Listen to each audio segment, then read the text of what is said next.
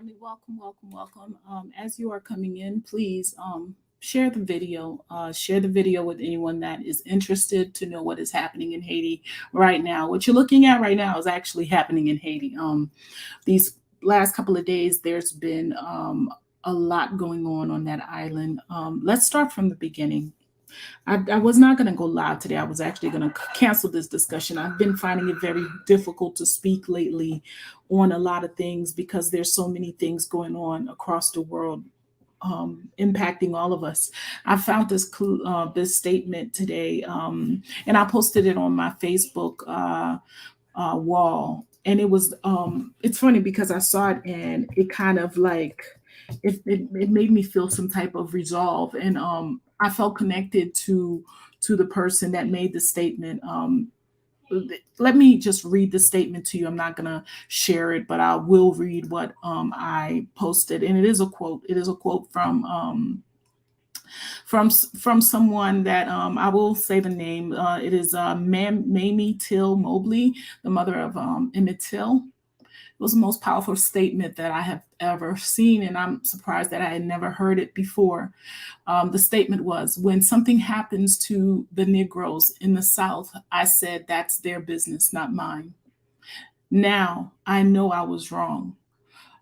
The murder of my son has shown me that what happens to any of us anywhere in the world had better be the business of all of us. And that's a quote again from Mamie Till Mobley. It was the most inspiring quote that I had heard in a very long time. It kind of it planted a seed inside of me because lately I've been very closed mouthed about a lot of things that are happening. I have quite a bit of happening in my personal life as well, but it's funny because it's easy to look at what's happening to others and say, hey, that's them. I got to focus in on what's happening to me, especially if there's a lot going on in your personal life.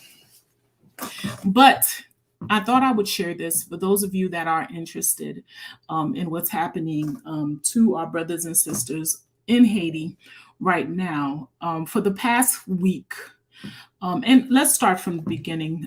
This begins with the fact that Haiti, which I think most people live off of, they're making what, $3 a day or $4 a day. The gas prices there are like $35 a gallon.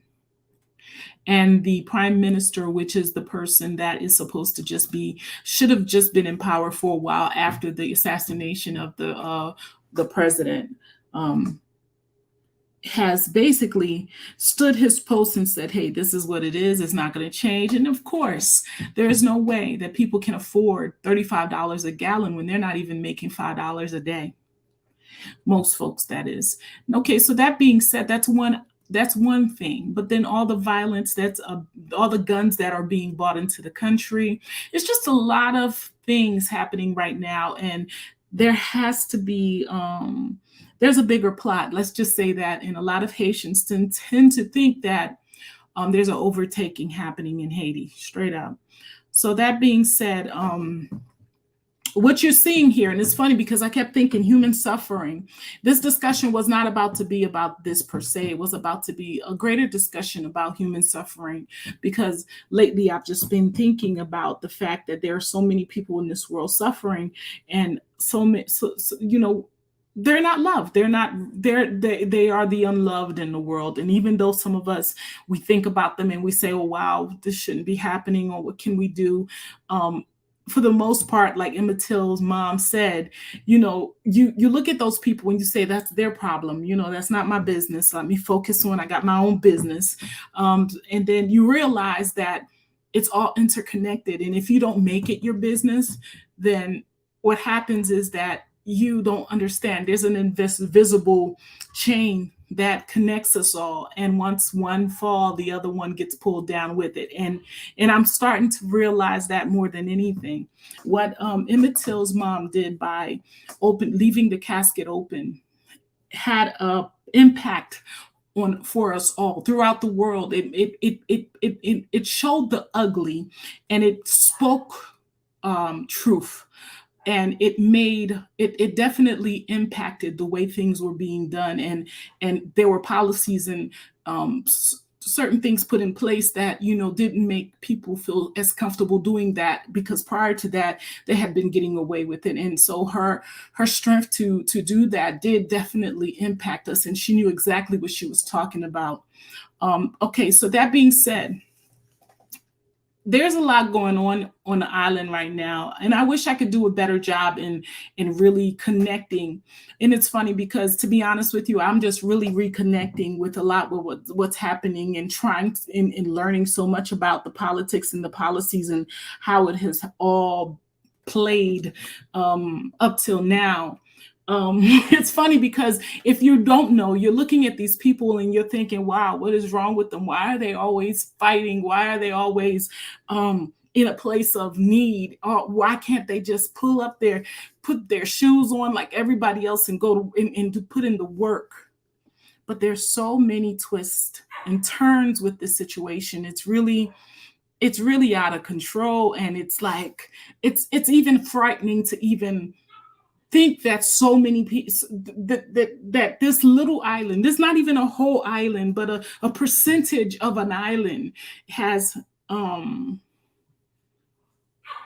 has so much going against it, and so and I mean great powers set putting stumbling blocks towards it. And that's not just internal powers, but you got not just external powers, but you also have internal powers.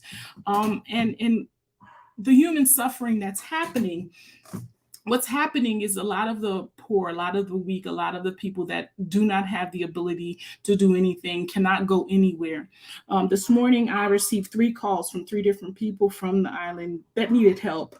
Basically, everybody's under lockdown. There's no, even if you send someone money, they're not able to get it. All businesses are closed at 5 p.m. Nobody's allowed to really go in the streets. It's dangerous to go in the streets because they say there are people that are dressed like police but are not police, that are doing some violent acts. And it's funny, I know somebody that went to Haiti a lot, maybe 10 years ago, and she called me today and she was crying, and she said, for the first time, I have never been afraid, but she said, but for the first time, I am truly afraid. And there's no way to book flights to get out. Basically, you're there. You're not able to. There's no water. People are struggling to find water to drink because, and it's funny because when you think about it, it's a whole island, right? How come? Well, it's fun. Dominican Republic has access to water, but Haiti, they should be having access to the same water, right? It's like such an it's so obvious that what's happening, it seems like, just like the earthquake, just like a lot of the hurricanes, it has no impact on the Dominican Republic. It just seems like whatever is happening is only happening on that side of the island, and it's constant. Right now, people are basically so desperate for there's looting because they have lockdown, as you can see, and I'll play this again so you can see what's happening.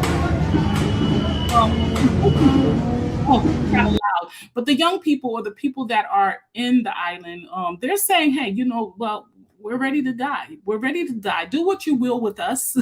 At this point, we're not going to sit around and just have you just kill us silently. We're going to out. We're hitting the streets, and we want this guy. His name is whatever his name is. I believe he's the prime minister. He's took the seat after the assassination of Andrew, or I cannot say his name to save my life, but they want him out of power. And it seems like for whatever reason, America is backing him, not supporting him being in power, and they basically want him out because, how are you going to stand in a place and where people cannot afford $5 worth of gas? I mean, they can't. They don't make $5 a day, and you're telling them they have to pay $35 a gallon. Could you imagine? What that would be here if we would go out and see that we were paying $5 for a gallon of gas. Well, imagine in a place like Haiti where people don't even have access to water or certain things, like you don't have access to certain things, and you have a government saying that you have to pay $35 for a gallon of gas. Now most people make their earnings by motorcycles, or like anywhere else, any small, any I'm sure those of you that are from the continent and those of you that have been to the Caribbean, you'll see a lot of motor vehicles or motorcycles or driving. This is how people make their money. This is how people move around. This is how people get from place to place to make sure that they can feed their children. Some people only go out every day, and whatever they make for that day, that's what they're eating, that's what they're supporting themselves.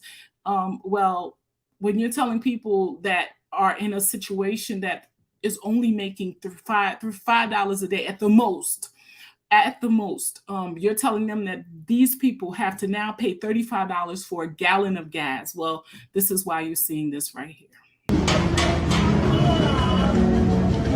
Mention the instability, not to mention the bringing in the gangs, not to mention the fact that they feel like this country is being taken away from them, and just being handed to stronger powers, which it is.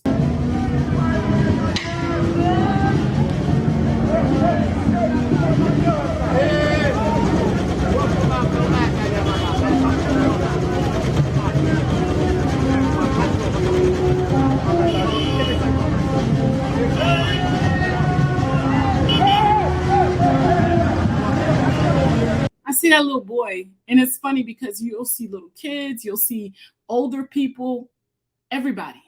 Everybody's out there, women, men, children. Um, yeah.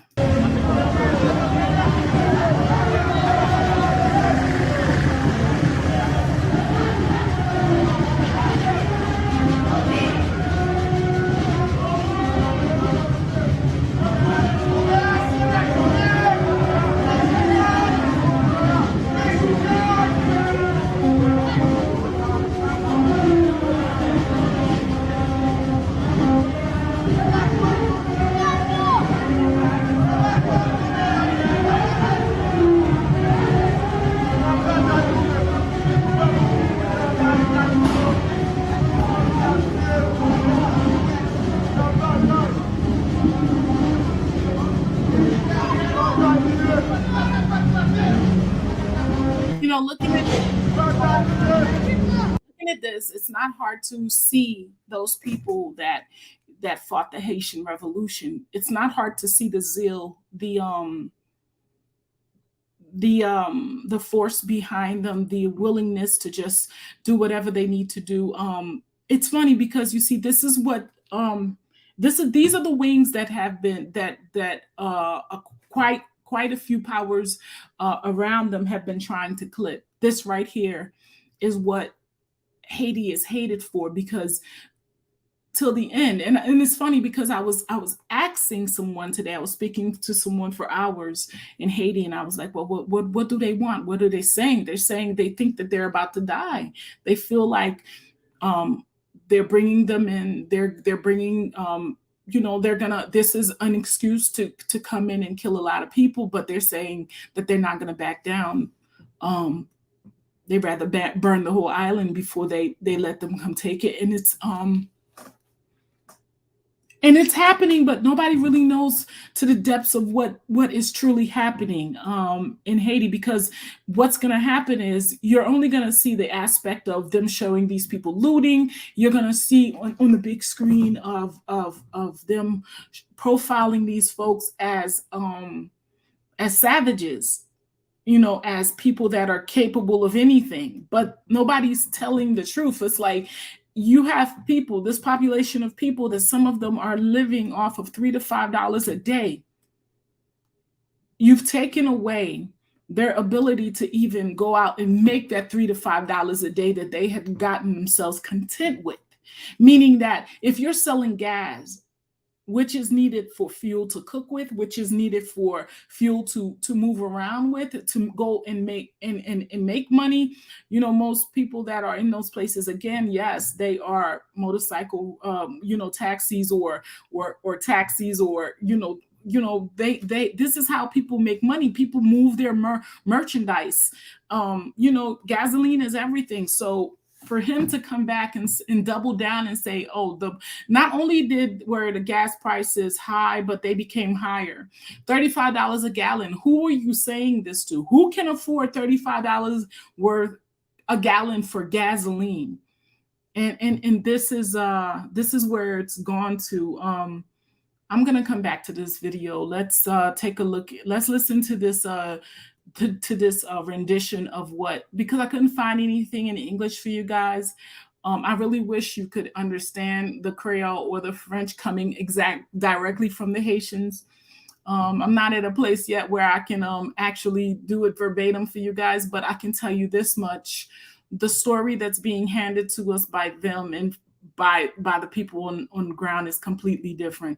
This has gotten to a place where people are completely desperate and people are saying, hey, we have a feeling that they're trying to kill us. They're starving us out. They're bringing diseases. And at this point, we're just ready to die. And it's funny because I think, when you think about the Haitian Revolution and you think about the fact that slaves were being brought to America and they were basically dying within 3 to 5 years. It wasn't, they didn't have people understood, I guess, that desperation of, look, we got to do something or we're going to die. And I think that's the same zeal, the same spirit of what's happening here. It's a lot like what happened when George Floyd died. People, and this is next level, because there were gang members there's gangs being powered or being given ammunition from places that are outside of Haiti. These, coming in the trailer loads, being taken to being bought in by churches. Catholic Church is affiliated with trailer loads of ammunition coming in, and just who's bringing this ammunition in, giving it to the gang members, giving them drugs, having these young men become monsters in this little part of the island, basically weaponizing them. It's really like first, you're getting them all drugged up, so they're no longer themselves, and they're no longer the humans that they were raised to be. They are now selfish, because that's what addicts are. Addicts become very selfish, and we're going to talk about this logically, because we're living in a place and we know what addiction does to you. Addiction makes people don't care about the people that they should care about. Addiction makes you not even care about yourself. So you bring guns, you bring drugs, and then you give people ammunition, and you make sure that they're in a space where they don't have options to work, make money. Most of these young people, when they finish school, they have nowhere to go. So that being said, what other options do they have other than to, because by the time they're all drugged up, all they have is ammunition, and when you're all drugged up, you have no morals, you have no loyalty, you don't even have any self-love at this point. So you're capable of doing anything to anyone. We've seen it. And so that being said, it's not rocket science, y'all. It's something that has worked in many spaces and many ciphers that we have been in. And there are people on the island that are profiting from this, and to no ends. And they're willing, and this right here, this image that we see right here, this image is an image of display of human suffering. This is truly a display of human suffering, and it's happening time and time over again. Let me share this clip and I'll get back to this one.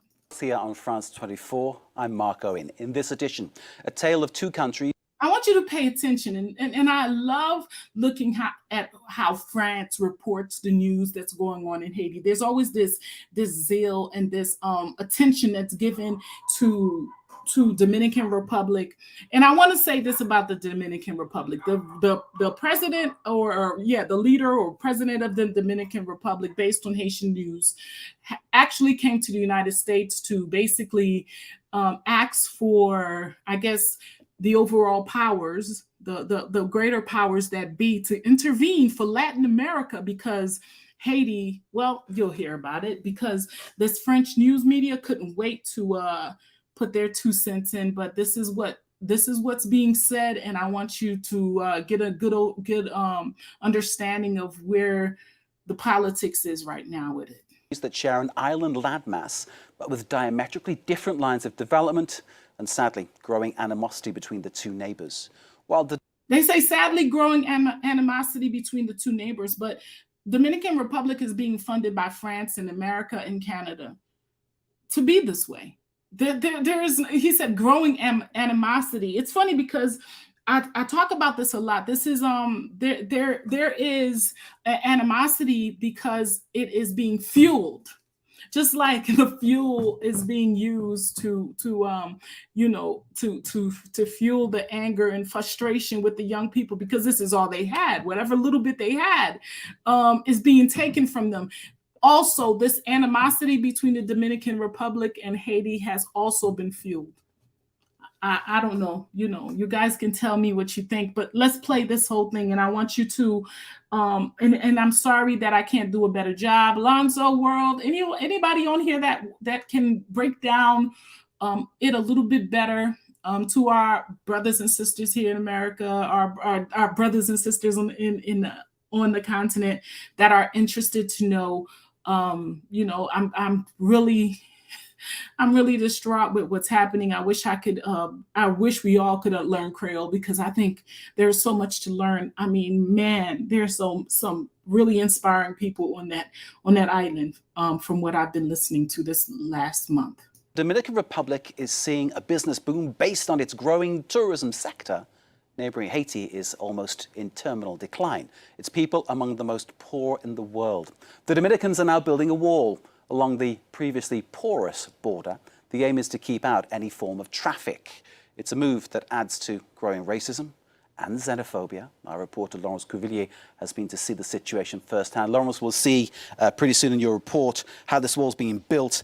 Tell us more about how the decision to construct this massive object, this physical barrier against the neighbors, was reached. How did they reach this? So like Donald Trump wanted to build a wall between Mexico, or has he? Yeah. So the Dominican Republic is now building a wall between Haiti and Dominican Republic. Decision. Well, the wall will separate two neighbors who have always found it difficult to live together in the tiny islands of Hispaniola. Haitians and Dominicans do not speak the same language. Their history is one of conflicts, clashes, invasion, massacres. But today, the dramatic situation that prevails in Haiti means that more Haitians than ever want to find refuge in the Dominican Republic. So this is why this wall, as you will see, is very popular among Dominicans, but is seen as a cruel humiliation for Haitians. Laurence, thank you very much indeed. Without further ado, let's take a look then at Laurence's report. Haiti, the Dominican Republic, an island divided.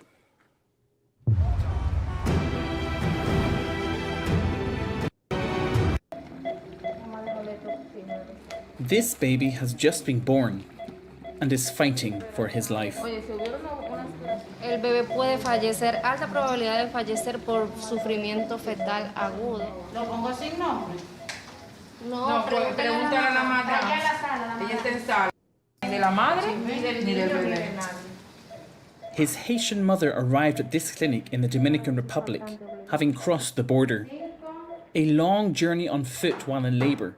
Even before the delivery, the baby was already exhausted. This small hospital in the border town of Perdonales does not have the facilities to save him. He's in a critical condition, and we haven't been able to intubate him. If he stays here, there's a high likelihood he'll die. He needs help, transport. I want to say this to you, Lonzo. I understand what you're saying, that America is trying so hard to occupy Haiti again because of the crude oil. But the Haitians that are in the place of power, the Haitians that are lining their pockets and making their children fat, also play a part. You see, to be honest with you, I will not say that they would not try and keep trying, but we have a lot of people that have basically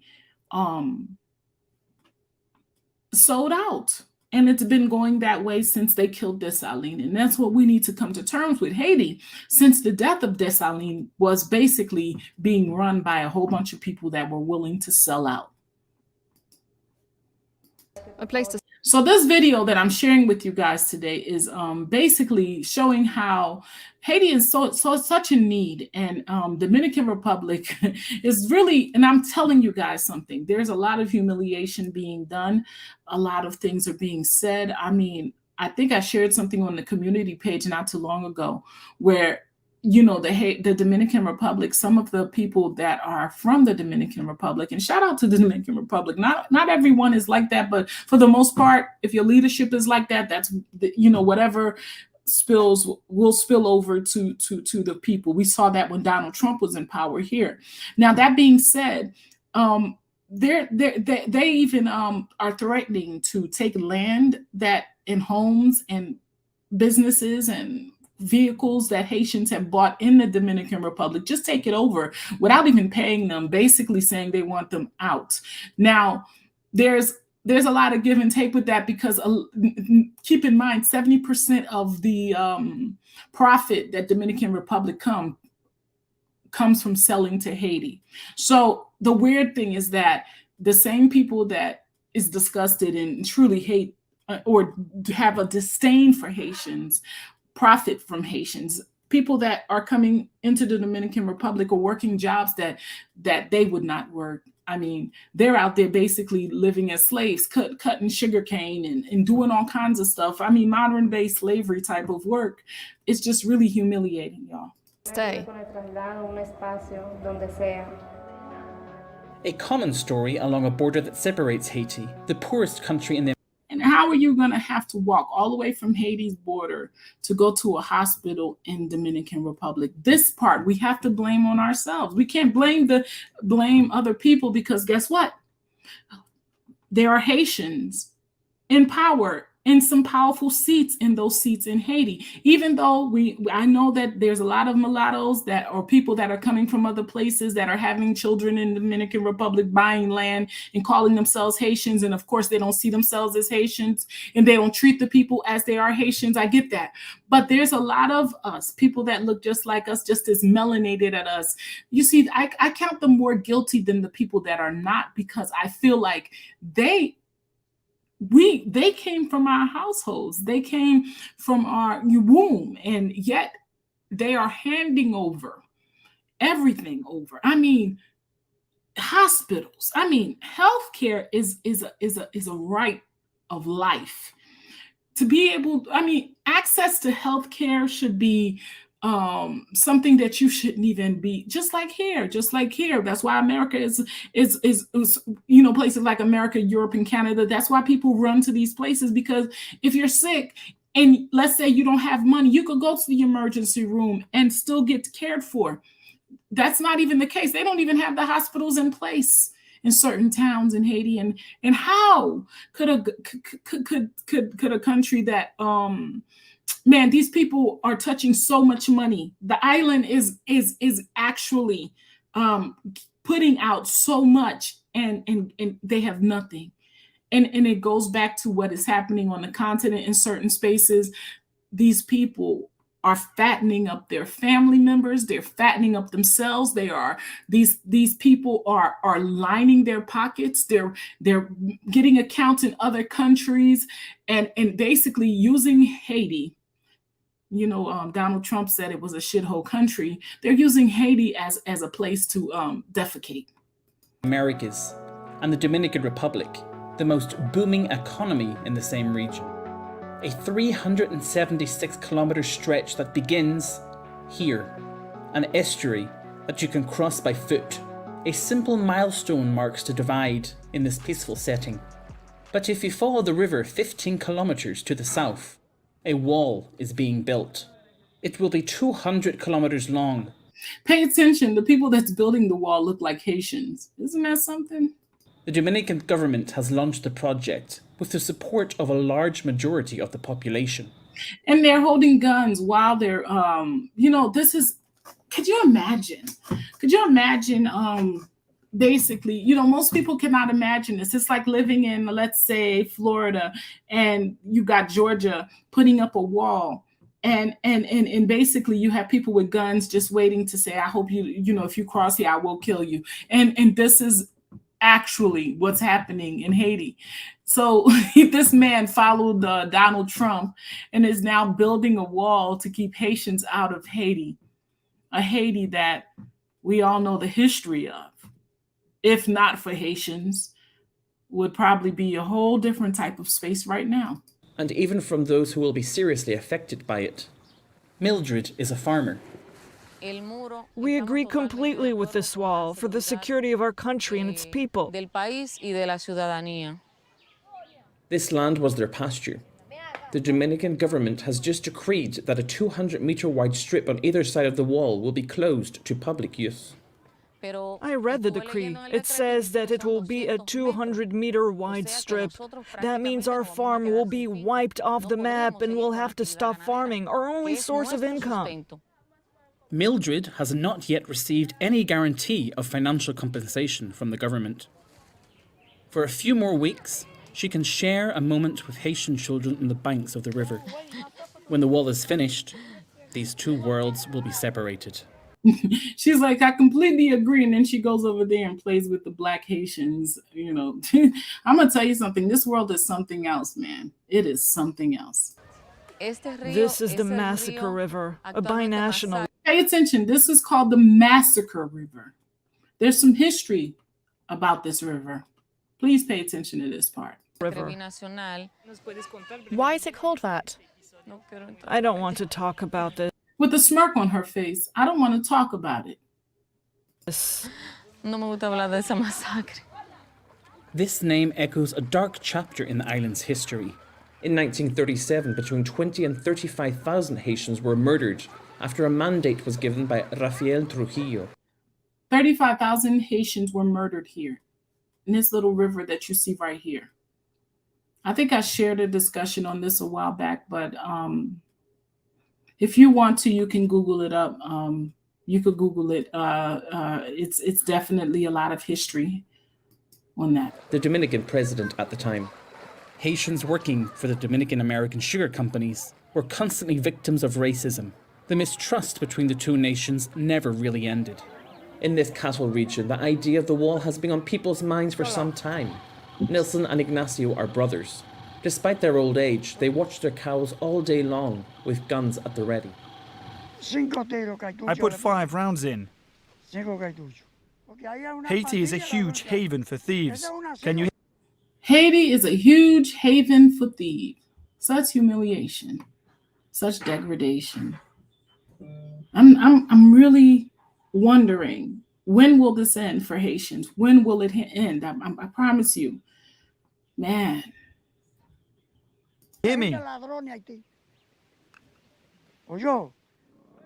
Their paddock overlooks the binational river. One day, some Haitians stole a whole herd of 14 cows and their offspring. They left me nothing, and I never got any help from the authorities. You see this man with this little bit of melanin? If you took a DNA test right now, I promise you, he has relatives in Haiti. A lot of these people that you see in the Dominican Republic, especially those that have melanin, even those that do not have melanin, if you were to do a DNA test on them right now, half of them, not more than half, 90% of them were Haitians, maybe just 3 or 4 generations ago. We had to invest a lot to build these walls. And I want to thank you for bringing that up. Rafael Trujillo, which was the one that I believe, exterminated the Haitians, that a massacre that we talked about where they killed over 35,000 Haitians. He was of Haitian descent and he knew it.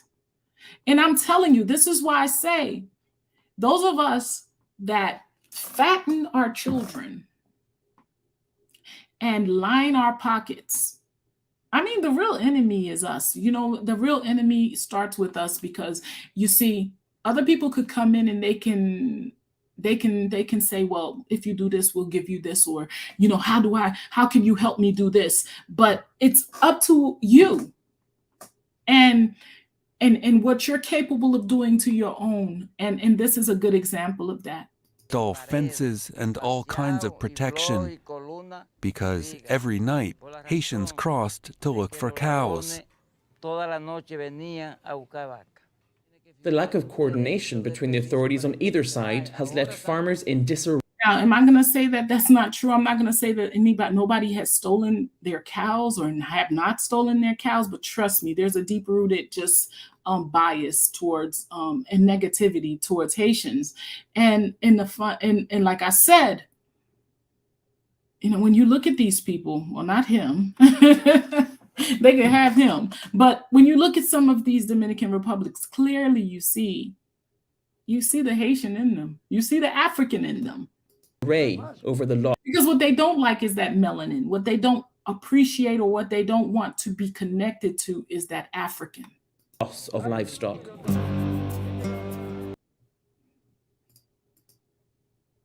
Over the river, thousands of Haitians are preparing to cross. On market days, they can cross into the Dominican Republic without papers. They go there. So on market days, they allow them to come in because they want to buy their goods or want them to come in and buy goods from them. Like I said before, 70% of Dominican Republic's purchases are made by Haitians. And that's another aspect of it. You see, these people are disgusted by you, but they're raising cows, they're planting fields of food, and they're selling it to you and then spit on you while you're walking away.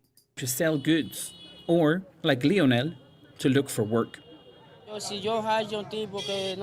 Sometimes I help a shopkeeper to sell. Or if someone needs translations from Creole to Spanish, I offer my services. Lionel is Haitian, but he lived for a few years in the Dominican Republic before facing deportation due to lack of papers. The border opens, the beginning of a scramble for the best. Do you see this right here? Spots. Look, it's starting. This market is binational in name only. The Dominican Republic protects its trade interests. Here, Haitian products are considered contraband. Haitians are reduced to buying Dominican products, only to resell them at pitiful margins. So your products are contraband. You have to buy their products and resell them. Isn't that something? This further cripples the fragile Haitian economy. Do you need help today? In this saturated market, there are too many hands and not enough work. Can I help you load those bananas? Early in the morning I needed 2 people, but I already found them. And I guess you see this man, he's probably like one generation away from being Haitian and shoving the other guy like he's trash. And this is what a little bit of European blood can do to you. I mean, in some place, and this is, and I'm gonna tell you something. If Dominican Republic was black and Haiti was black, I don't think there would be this issue.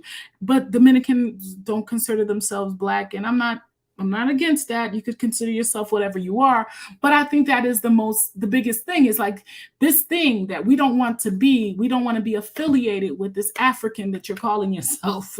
We're not that. We're different. We're different. And it's funny because I have people that I know that are Dominican, and this conversation right here is one that very few of them will deter from. They will let you know in a minute, we're not black. And they could look just as darker than you. But it's not just about being black. It's about not being affiliated with that blackness. And that's the truth of it. There's no work anywhere. Lionel will have to go home empty-handed today. How much do you sell the yuca for? He hoped to buy some food on the Dominican side, as prices in Haiti have risen by 25% in a year. Lionel lives with his fiancée Elisette in Wonamouth. There is no running water or electricity here. With the drought, the well is almost dry. There's almost no water left. Look at the length of the rope. I had to go really deep. He pays the equivalent of 35 euros a month for a small room with no amenities. When I lived in the Dominican Republic, I had a fridge, a gas cooker, and running water. Lionel left his mother and 5-year-old son in Santo Domingo, the capital of the Dominican Republic, and has not seen them for 2 years. I hope God will give me the chance to go back there. Why is that? Why would he need God to give him a chance to go back there? Why cannot Haiti provide for its people? Because you have a whole bunch of corrupt people. And I have to say this, it's kind of weird because 90% of the people that are benefiting or living very comfortably in Haiti look like Dominicans. They're the mulatto race people. I try not to get into that because I'm trying to understand. I'm really, really trying to understand how Haiti allowed this to happen. And I know that there's history behind it where, but you come from slavery, you free yourself, and then you sell out. This, what they did to Dessalines is really what put the nail on the coffin for Haiti, I think. That what Christophe did. Because to be honest with you, that was it. That was it. This thing that's happening in Haiti has a lot to do with that history. I truly don't, I'm not giving up. I know that I do feel like there is a tide turning, and I think that it's gonna get ugly before it gets any better. I believe those young people when they say that they are ready for anything in the streets of Haiti. There's a level of desperation that is happening to a lot of these young people, to not just young people. I mean, you see babies out there. You see young people out there, you see old people out there. People are just at the point of no return. They are tired.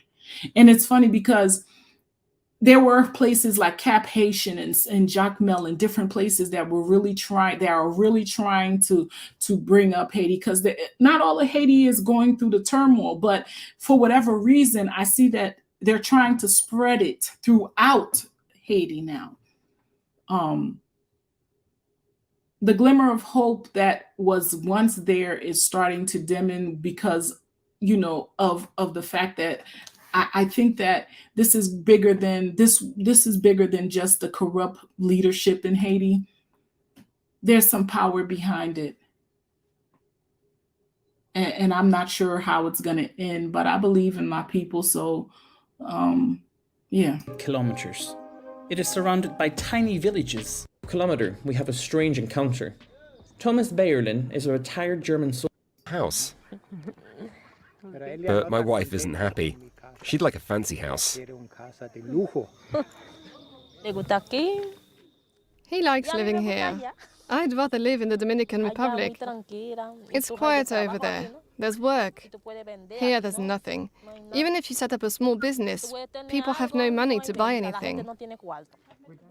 The little family leads a simple life of gardening, hairdressing, and DIY.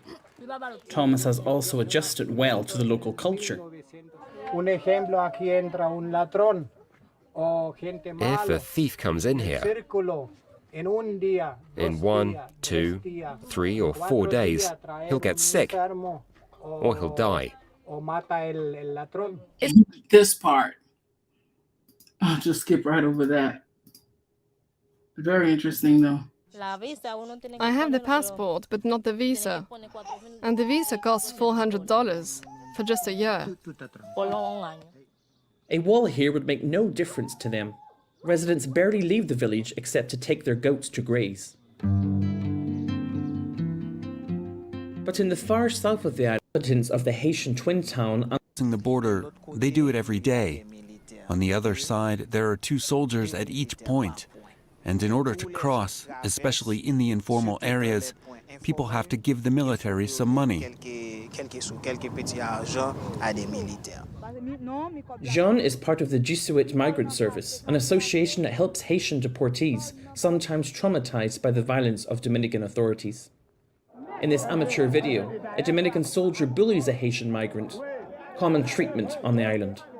The vast majority of the 500,000 Haitians living in the Dominican Republic. Pay attention. See how black this Dominican Republican is? Look at him. Look at his face and how he's looking at the other person.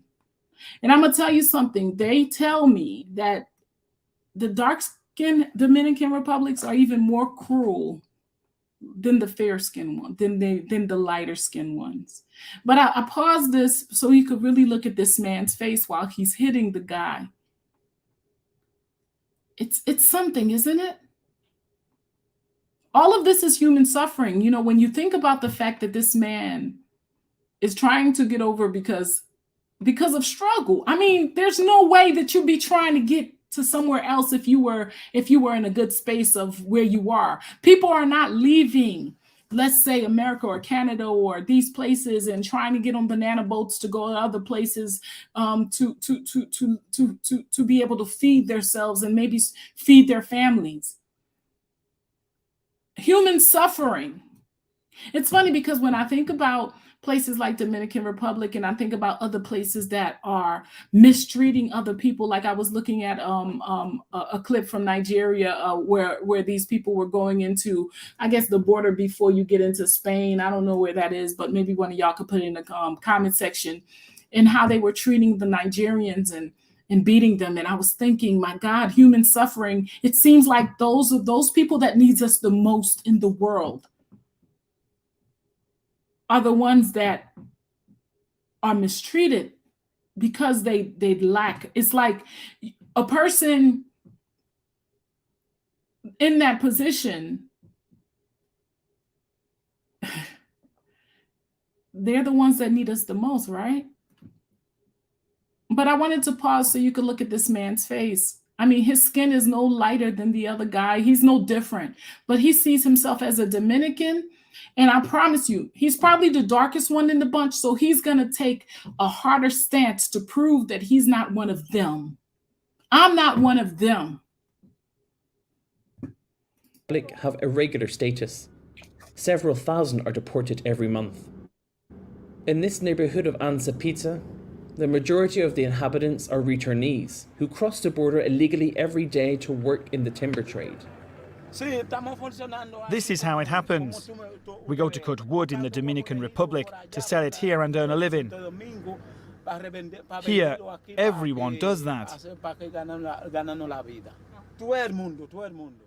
The military chases us.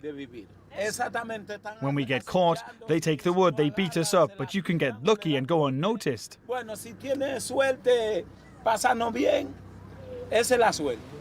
The lack of electricity in Haiti has led to a return of the use of charcoal, causing a boom in this illegal. Can you imagine? It's 2022. There's solar. There's different ways to bring electricity into homes now. I mean, many different ways. Haiti is still not providing all of its people an option. All the trees, all the plants are being depleted. And now they are going, other places looking for wood to deplete and burn. Who do we blame for this? I mean, how disgusting, how disgusting would you need to be in a leader? I mean, how could you even say, like, a leader that is in Haiti, somebody that is calling themselves a leader in Haiti? You're in politics and you're meeting other leaders throughout the world, and you're telling them that you are a representation of leadership in Haiti. How trifling are you? I would be completely humiliated. I would not be able to look at people in the face. I would, this is the kind of stuff that, why are you even living? How do you wake up every day and put money, line your pockets up with money Fatten your children. Send them off to schools in other countries. Make sure you secure yourself visas for other countries, because as soon as you're finished fattening up your pockets, you and your family, you're done. Your children are already not there. So you don't care that these children don't have lights, that they don't have schools open, that they don't have options. The only thing you care about is getting that money, lining your pockets. And you see, I'm not angry at no other people but our people. Because you see, even if they have one mulatto there, you are there. There's so many people that look just as melanated as they can be, that are just as cruel.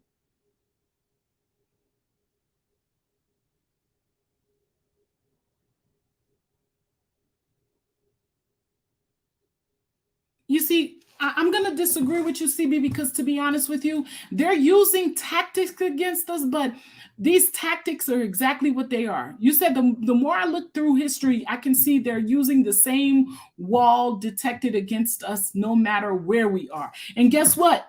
We're falling for it no matter where we are. I mean, how many times do you have to learn?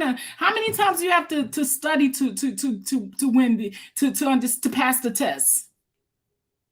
How many times do you have to fail for you to maybe go sit and pass? I mean, how many hundreds of years?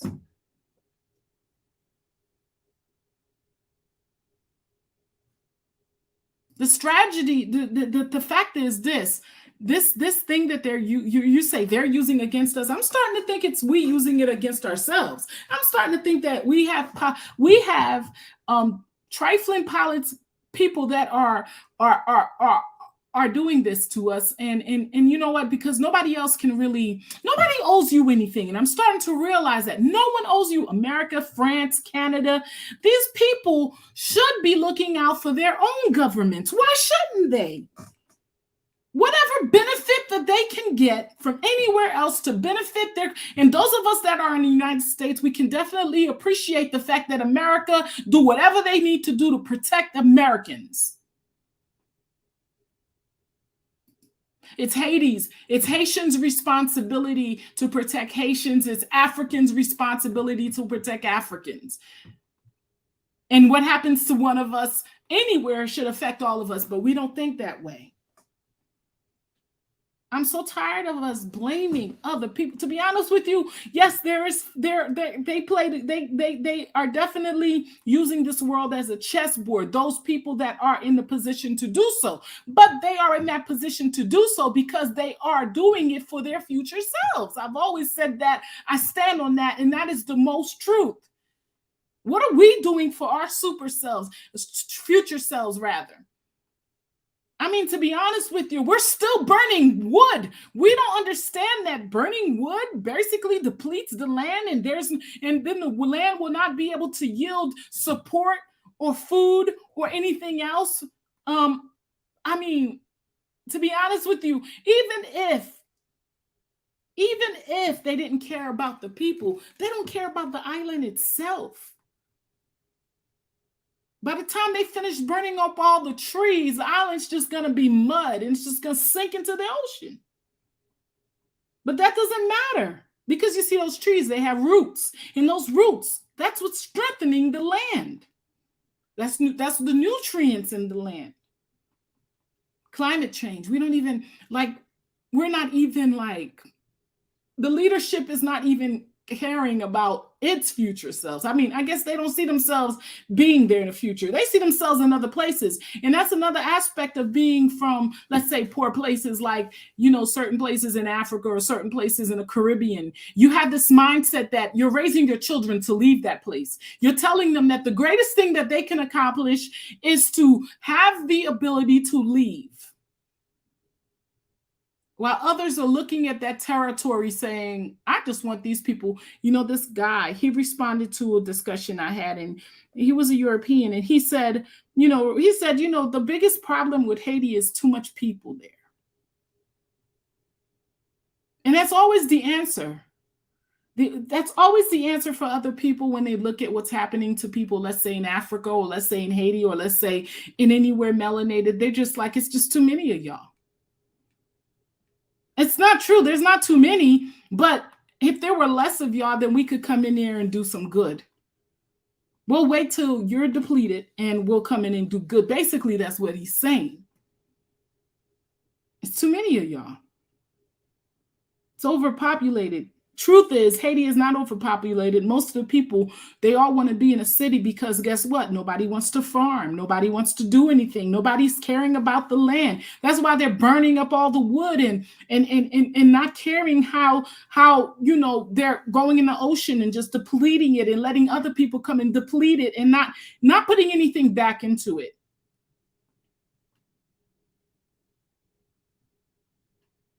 Letting folks come in there with their fake missions to poison the land. I truly believe that some of those folks come in there to poison the dirt. They're not really helping. I don't know how many decades Haiti has been getting missionaries and missions and people with ideas and this mission and that mission, and none of these missions ever complete. There's never a mission that actually does anything in Haiti. You can't go back and say, well, this was done and this is the outcome of it. They're not doing anything to us, y'all. We're doing it to ourselves because we're raising children that do not care about us. We're raising children and we're telling them to aspire to be somewhere else, someone else. And we have to come to a place where we're honest about that. Be it that you're in a hood in America or you're in Africa somewhere or in the island somewhere, we're telling our children to cross the road. It's greener, y'all. Get over to the other side because that's where it's greener. We're not telling them to clean up their house and to make it great.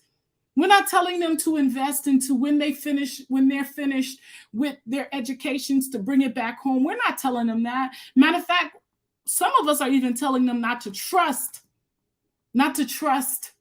ourselves. Don't you? And you know what? You say something long enough, it becomes real.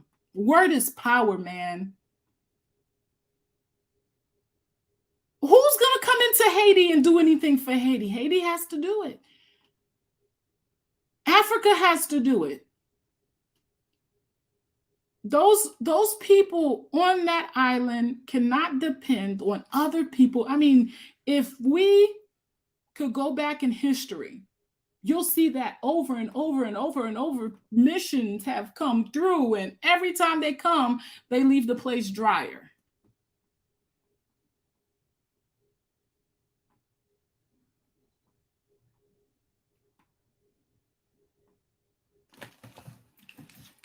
So we're looking at the image of this wood, and you think about all these trees. You can see they're little small sticks.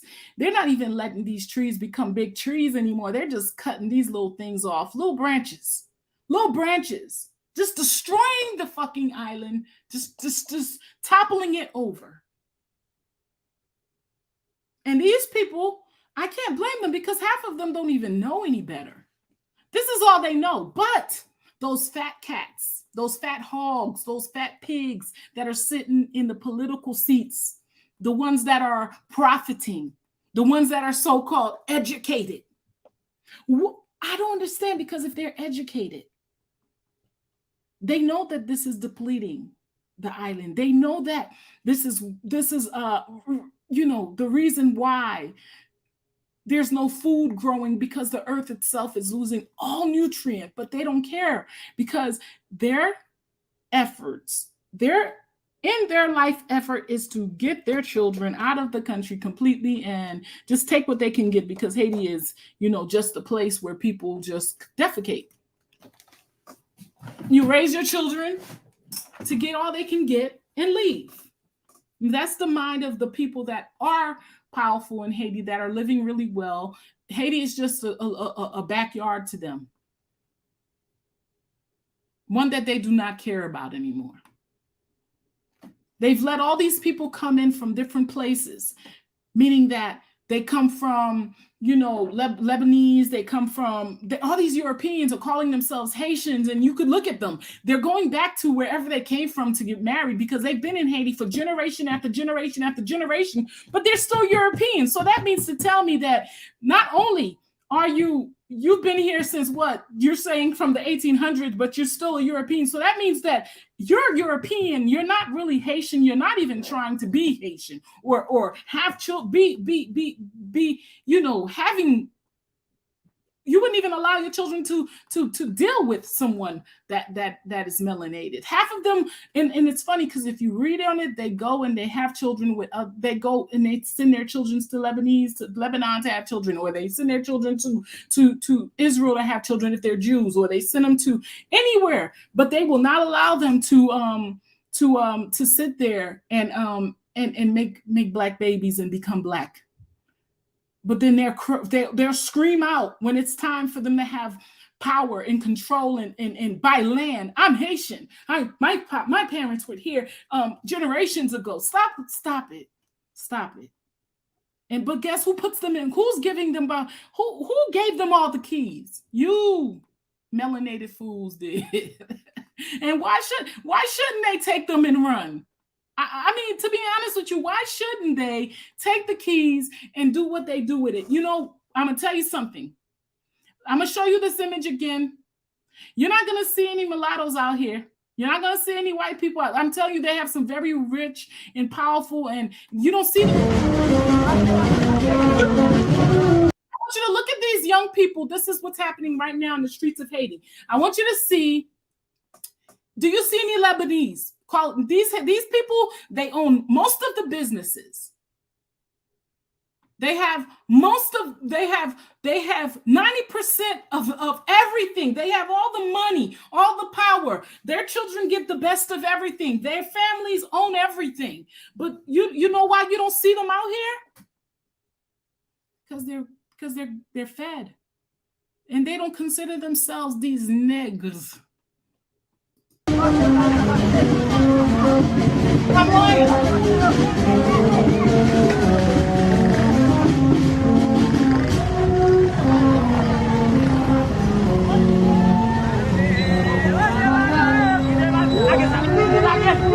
If the children of the Lebanese, the Jews, the Polish, all these other people that are now, I mean, when you think about the seat of power in Haiti and the people that are the most powerful people in Haiti, they're all mulattoes, y'all. I promise you, now, I'm not lying to you. They are all mulattoes. I don't have anything against mulattoes, but I don't see them out here. You know why they're not out here? Because they're not struggling. They're not struggling. I mean, for them, Haiti is like the bomb. They go down there and they have little, melanated people working for them, cooking for them, cleaning for them. They don't have to do nothing because their families have secured for them a good life. And they make sure they keep it that way. So when you see these people out here, you're only going to see the melanated folks out here, y'all. I promise you could watch this all day long. And you would think that Haiti is the people that everyone in Haiti, no, the most prosperous people in that island are all mulattoes. But you don't see them running out there, whatever, because you know what? Half of them have probably left the country by now. They're all, when they knew that this was going to go down, they knew this man was going to put the prices up. They all probably then left the country and are sitting somewhere watching it go down. And half of them have guards watching their properties. Pulsed Haiti again on Thursday. An unknown number of people have been killed as violence intensified between police and protesters with attacks by criminal gangs.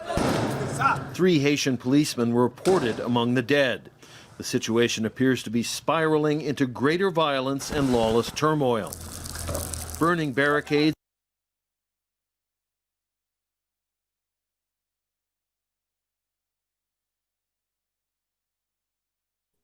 This is something I don't agree with because I understand the frustration and I understand why they are out here doing all that they're doing. They want to incite change.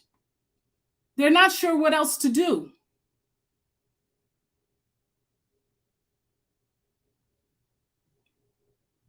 They want to incite change, and I'm gonna tell you something. It's not gonna work. This is not how it needs to happen. It's funny because I really wish that most of my brothers and sisters in America, Africa could understand the language, because then I assume that we would stand with them like we stood with George Floyd because of all the stuff that's happening. We would have a better understanding of what's happening. And it's sad because I don't even think if we all don't stand with Haiti, I don't think they're going to make it through this. I'm not sure that Haiti can. These people are tired. It's been going on for such a long time. This is not okay. Let's get some history. Some of y'all should already know some Haitian history, but let's get into it. The earthquake that hit the island nation of Haiti was an act of nature. But the country's wretched state of unpreparedness was very much the result of human acts over the course of centuries. A Haiti primer now from our Anthony Mason.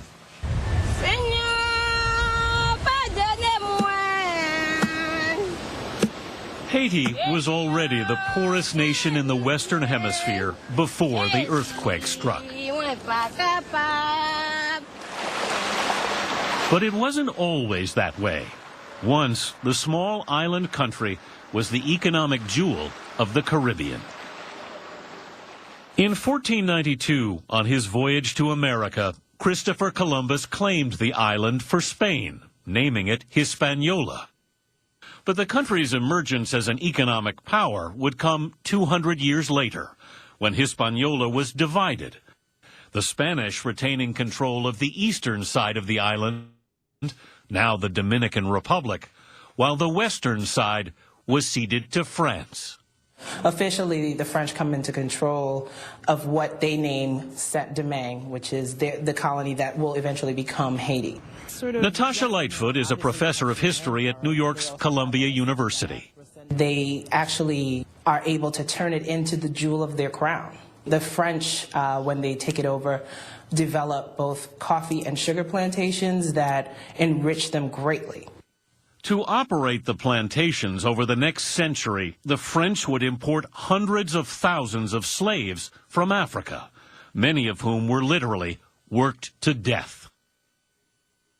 But in 1789, word of revolution in France made its way to its Caribbean colony. That actually ignites the slaves to revolt. And the French could not put this rebellion down. At all. The slaves outnumbered the colonists 10-1. Their rebellion would lead to independence for Haiti. It would also alter the course of a young country called the United States. At the time, New Orleans, but Napoleon offering a much bigger land deal, land the French emperor no longer wanted after losing his more profitable colony in Haiti. Once that's lost, France says, well, you can have the whole of the Louisiana territory, not just New Orleans. The Louisiana Purchase would double the size of the United States. So the American Midwest as we know it would not really exist without the Haitian Revolution, pushing France to give up on its designs for empire in the Western Hemisphere. Haiti became the only nation to gain independence by a slave-led rebellion. Its new flag was derived from the French tricolor, which was turned on its side, and the white stripe symbolically stripped off. But before withdrawing in 1825, France had demanded reparations for its loss of economic and human property in the amount of 150 million francs. Which would have corresponded to about, in today's money, about $21 billion. $21 billion, a crushing debt, which, though later reduced, Haiti would not pay off until 1947. As a result, the young country never really got on its feet. In one 55-year period, Haiti would have 22 heads of state. By the time we get to the 20th century, Haiti is a very unstable place, economically and politically. In 1915, U.S. Marines invaded to restore stability and extend our sphere of influence. Haiti would remain under U.S. control for the next 19 years, but nothing could break the cycle of political turmoil. In 1957, François Duvalier, a doctor and union leader, was elected president. But Papa Doc's regime became notorious for rampant corruption, torture, and terrorism. These are the men who keep Dr. François Duvalier in power. His army, his civil guard, and the thugs known as the Tonton Macoute. It's estimated that Tonton Macoute were responsible for 30,000 deaths. Now this we did. Now this was a melanated man in power, y'all. This was a melanated man in power. Did the U.S. support the Duvalier regime? Yes, it did. At that time, the United States was worried about the spread of communism. Papa Doc was succeeded by his son, Baby Doc, who spoke to Mike Wallace of 60 Minutes in 1972. Another melanated man. The aim of my government is to increase the volume of foreign investment and at the same time to promote the development of tourism. But the Duvaliers' repression scared away tourists and drove many of the country's educated professionals into exile. You hear a lot of that happening in places in the continent where, you know, the violence is pushing away the brain. The brain drain. This is how the brain drain happens. You make a place so unstable, so frightening that people, you know, the intelligent people, they want to go. They want to go somewhere where there is security. They know they've done the research. They understand the politics. They know that there are places on this earth that are safer to live in. Why deal with the instability and the crime and the full blown what do you call that, corruption?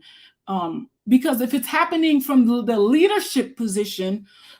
If it's happening from the leadership position, there's no way of, you see, if it's just the local, if it was just the gang members, it would be something, but it's not. When you see something like kidnapping and robbery and people killing folks and nothing's being done about it and it's going on for months and months and months, this is governmental, yo. This is something that is being piloted by the government. For the U.S. finally helped oust Baby Doc in 1986. I can only tell you that we So the U.S. backed the Duvaliers, but when it was time, and I guess it was time because they no longer had a need for them, the U.S. helped take them out. Pawns. hope we can be of help as this interim government goes forward to try to institute democracy there in Haiti. Haiti has never really recovered. Democracy must be restored. The coup must not endure. Plagued by an epidemic of political coups, and more recently, by nature. 4 hurricanes battered the country. And you know what? Recently, I'm gonna tell you something. I was looking at the earthquake. No earthquake has happened to that proportion in 300 years. And within the since 2010, I think Haiti has had a couple of earthquakes. I don't know, man. It just seems like, and it's just affecting Haiti. It's not affecting the local Dominican Republic. It just seems like, yeah, nature is definitely doing something, right? Nature. In 2008. And now this. 2 centuries ago, in its darkest hour, Haiti rose up from slavery to become a nation. Somehow, it must rise up again. Now I'm gonna say this. I believe it's possible. I believe that it's possible that Haiti can rise up again. But I think it's gonna be, and I don't think this is I think we're watching this happen and we're probably like, wow, this is sad what's happening to Haiti. But I don't think we understand. I don't think, and it's starting to make me realize that this thing that's happening to Haiti is not just gonna affect Haiti if it's allowed. I think it's our responsibility to stand for Haiti, to stand for Mali, to stand for everywhere. I mean, like that statement I said earlier from Emmett Till's mom, and I'll share this for those just to have it on the screen, so people could understand where I'm coming from. I had never read the statement from Emmett Till's mom until today. I had never read it, and it was amazing because, to be honest with you, it's the most powerful thing that I've read today. And the reason I say it's powerful is because it's the only defense that we have is to really go by this. It's the fact that we don't understand that what happens to some of us happens to all of us is why these things keep happening. And it's going to keep happening in greater numbers. It's not going to change. Now, one thing I want to say is this. I'm no longer blaming anybody for anything because, to be honest with you, power is something that you give away.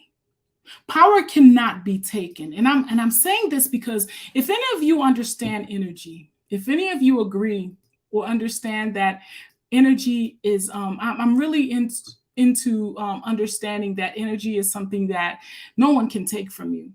You see, fear, the thing called fear, to be afraid of something, that is a energy that is taken from you as well. I truly don't think anything was taken from us. I'm not seeing that. I'm not feeling that anymore. I'm not allowing that to be something that I give power to or light to, because I'm understanding more than ever now that it's what you give. Sometimes the apathy of our people, the fact that we sit back and let things happen and we say nothing. It's funny because we see examples of when we stand together, what happens. Well, anyway, here's that statement. And it was the most powerful statement. I wrote powerful on top of it. When something happens to the Negroes in the South, she said, that's their business, not mine. Now I know how wrong I was. The murder of my son, and this is the mother of Emmett Till, y'all, Mamie Till Mobley. The murder of my son has shown me that what happens to any of us, anywhere in the world, had better be the business of all of us. Powerful. I want to welcome Darth to the discussion. Darth, thank you for joining me. Been a minute. Tell me what you think. I don't know if you know what's happening in Haiti right now. I'll share the screen. Basically the situation of our people. And it's funny because if I put this up and you didn't know this was Haiti, where would you think this is happening right now? Somewhere in Africa, Liberia, probably Africa. Yeah. Exactly. And it's funny because I showed this to someone earlier and I said, where do you think this is happening? And they said Africa. Yeah. Because they are just Africans on that island, and this is happening to them because they're Africans on that island. What would you like to say about what we're talking about? I just want to ask a question. Are these the people finally rising up as well and protesting against the violence that's happening as well? Are these the people rising against it? Yes, they are. These are the people that are tired of the violence. They're tired of the letting the politics or the people that are in those positions allowing it, because they understand on one thing. One young man said, and I wish I would have cut the clip. He said, "We don't manufacture guns here. We don't make machine guns. We don't even make bullets." He says, people that are making lots of money sitting in positions of power is letting this come in. The drugs come in. Mm-hmm. And it's true. You think about this. You have a place where there's a lot of young people that don't have access to jobs. Mm-hmm. They don't even have access to maybe more than one meal a day. They have now the ability to see other people living in the world having access to all kinds of things. And that changes the dynamics too, because I think to shorten that up, a long time ago, people that lived in places like Africa or the Caribbean that didn't have access to the outside world, what did you have to what do you call it? What did you have to? What was your example? You basically you made do what you had, and your father was a farmer. You was a farmer. You didn't think about it. You just worked hard and did whatever was in front of you to do. But now you have these young men, and these young men are looking at, let's say, TikTok. They're looking at Facebook, and everybody has access to a phone. You see other places where people have access to education. They have access to hospitals. They have access to eating what they want. They have access to water. And now you're in a place. What are you going to try to do? Yeah, Gina, that is, what you just said right now, Gina. Sometimes I get surprised by you. Maybe you connect to it on a deeper level as well, on a more emotional level. What you just said right now, it's going to be this, what you see here right now, Gina. A lot of these you will start to see even happening in Africa. I'm sorry to bring Africa, but this is about Haiti. But you will start to see what's happening like this in Africa. Yeah. Mm-hmm. You understand? And this is what I've been praying for, what I've been waiting for. This kind of, people don't like revolution, a spring of the youth finally getting sick of the lifestyle they be living. It's unimaginable, Gina. It's unimaginable, the amount of things that Africans have to suffer. I just look at how ridiculous it is in terms of how the difference in currency is as well between Africa and Europe. The amount, like when I was in Africa back then, something used to cost maybe $1 or something. Now it's like $200, $400 as well. You understand what I mean? So a gallon of gas, Darth, in Haiti, where people are making $4 a day. Yeah. A gallon of gas, $35 American dollars. Yeah.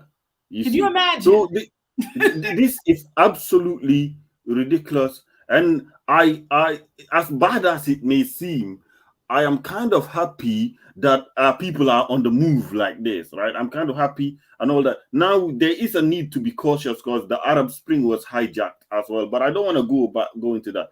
And another issue I want to address. Haiti obviously has been picked badly, and obviously the earthquake.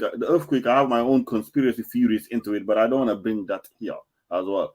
But there is a policy in which some nations are not allowed to function properly, correctly as well. If you look at competitors like Colombia and Mexico, all these other Latin American countries, they've had this same type of policy implemented on them to make them fail functioning state, narco states as well. And the gun makers or the gun sellers are making big money from this because they sell guns to these places as well. So Haiti is having the same policy done to it. Exactly. Well. Because Haiti does not manufacture guns, bullets, or any type of weapons. The only thing you might probably be able to get made there is a machete. Exactly. You know what I mean? So that being said, when you see people with, not just regular or not just regular weapons, the kind that people use in wars, not too long ago, I think it was like 3 months ago, a church, a Catholic church was caught bringing in 3 trailer loads of ammunition. The kind of stuff that can just, if every black young man in Haiti could have gotten themselves one.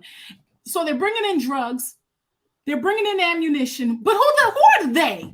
Who are they? And what are they profiting? Because think about it. These people are not making more than $4 a day. What outcome can you get? Are you doing it because you're going to make money from it? No. It can't be for money because there's no money there to be had.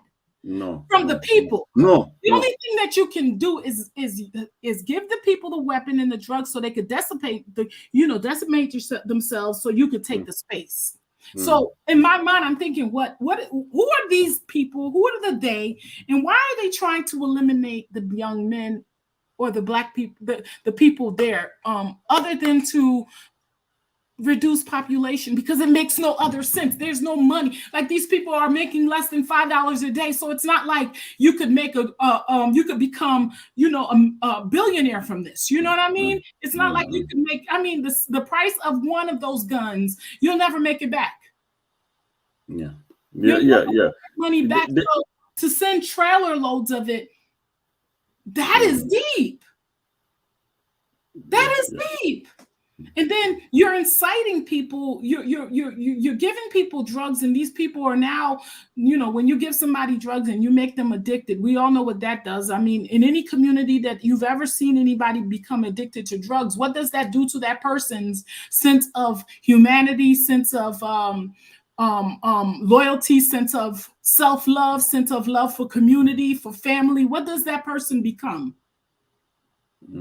Yeah. When you destroy, that person becomes a soulless individual with no shell of themselves. They no longer have a soul, like you said. They no longer see themselves as a person. But Gina, one thing you have to be with these signs of things, it's a positive. It's Haitian people rising, demanding better, right? Yeah, the Asian people rising, demanding better. Now, how this situation can be overturned with all the powers that be? The only way that Haiti is going to be able to rise this time is if everybody rises with them. You see this one right here? They can't. But let me explain how this. Let me explain how this happens as well, right? Sorry to interrupt, Gina. Let me explain how this happens. Like all the powers that be, right? All the corrupted officials with their money and all this stuff. This is the time where somebody who perhaps may be greedy or with actual good military service. This is the time militaries are meant to be there for these kind of situations when the state has completely failed. Militaries are meant to come there and take over and just reorganize things. Now, people are not into military coup d'etat, but this is an opportunity for some guy in the military to realize this and say, I can gain power by backing these people up that are rising. You know what I mean? And that's not always a good thing either. And that's not always a good thing. I don't know if you know that, but they decimated the military in Haiti. Yeah, right. And like they do in other spaces, the military is no longer even like what it was or what it. They're not. I mean, the people that get together in these big rooms that sit back and from other countries made a decision that decimated the military in Haiti because of the power that what happens when Haitians have a military is that they can't be controlled. Well, if that's the case, I think there's more people in Haiti. I'm sorry for going this. I think they should just kill all those rich fucking dickheads. Please, we can't talk like that. No, there's more people than that. I think they should all just go. This will do a French style. You can't talk like that on here, Darth, unless you. Okay. I'll change my tone. I think they should all do a French style. What do you call it? Time for hate. I don't know what. I'm gonna tell you something. I spoke to a couple of Haitians today, and it's sad because I sent some money to some folks because basically they have no access to anything. They're closed, all the businesses, everything is locked down. People don't have access to water. So, and that's why they're out there looting and doing what they're doing. You're telling people that their mothers and fathers can't go out there and work. They can't go out there and work. They can't bring home. Every day people have to bring home water and food and things like that. It's no different than Africa. People go out every day. Why can't they just invade? Why can they invade like the French Revolution and just they cannot do that? This is why they're acting. I'm gonna invite Judah to speak real quick, but I just want to show this clip. Angry crowds blocked the road to the international airport in Port-au-Prince, Haiti, again on Thursday. An unknown number of people have been killed as violence. Look at these young men. They don't have any weapons. They're just out there. They're just desperate. Intensified between police and protesters with attacks by criminal gangs. And of course, they're calling them criminal. Do you see criminal gangs? 3 Haitian policemen were reported among the dead. The situation appears to be spiraling into greater violence and lawless turmoil. Burning barricades and angry crowds blocked the road to the international airport in Port-au-Prince. For most of this week, Haiti has... And of course, you're going to find somebody like this. And of course, he probably works for the government or for some type of company that is funding him to talk about how these people are doing this and these people are doing that. But why do you think these people are doing it? Why do you think these young people are out here doing it? Just so they could burn tires in the street and throw branches in the street and throw rocks? They are hungry. They're struggling. They have no way. People are getting on boats every day, killing themselves in the ocean, trying to get to somewhere else. They don't want to have to do that anymore. They want a government that does what it's supposed to do. And this guy, I'm sure, is a part of what is wrong with the country. But let's hear what he has to say. Been disrupted. He's a journalist, so They only pick the journalist that's going to say what they need to say. The capital, Port-au-Prince, has been disrupted for the most. It's been disrupted, sir. The fact that people were hungry, the fact that gas was $35 a gallon, that was the disruption. Part, everybody is hunkering down. They're staying home. The streets, it's virtually a ghost town. As there are protests and violent barricades against the decision from the government to raise the price of oil products in Haiti. That fuel hike seems to have been the spark that caused simmering So these people are burning the gas stations. You're telling them that they have to pay $35 per gallon. What do you think about that? I want to welcome Jude. Jude, what do you think about what you're seeing? And I know that this is quite a lot, y'all. And I don't know how to feel. I don't know if Haitians should be destroying things and things like that. I don't agree with that. But at this point, I don't even know what to say. What do you tell these people that they're making $4 a day and you're telling them that you're going to charge them $35 a gallon? Come on. Welcome, Jude. Oh yeah, Gina, it's been a while. How you doing? Yes, it has. I'm good. Thank you for joining me. I'm sorry, guys. Sometimes this stuff depresses me and I just can't face it. Yeah, when I see what is happening in Haiti, I have a friend in Maryland who, every time things like this happen, me and him talk once a while, but it's just sickening. I don't know if the fuel prices is because of the Ukraine war or it has been going on often and often, but they were also crying of water shortages and a whole lot of different stuff. But think about it. Dominican Republic is right next to Haiti. Why isn't the fuel prices what it is there? Right. I mean, I don't know if Dominican Republic is better or... Yeah, definitely not no $35 a gallon. At the most, maybe $4 or $5 a gallon. Right. Now it depends on where do they have their oil from, right? Because it seems like the Hispanic, they get their oil maybe from Venezuela because it's a Hispanic country and it might be cheaper. So, but Haiti doesn't get that connection with a Spanish country like Venezuela. So it's hard. Maybe where they get their oil from is where, that might be what is causing the price hike. It has a lot to do with the government too. The government has a say on how much they say they're going to charge for the oil. Right, but this is the thing: is like across Africa, you have problems like this. Even in countries that have oil, even in Nigeria, you see people where we vote, and even in Cameroon, and these countries have oil. They produce their own oil, and you still have hiking of prices. So it's just there's no way for you to be in a country as a politician or as a leader. Your people make $4 a day.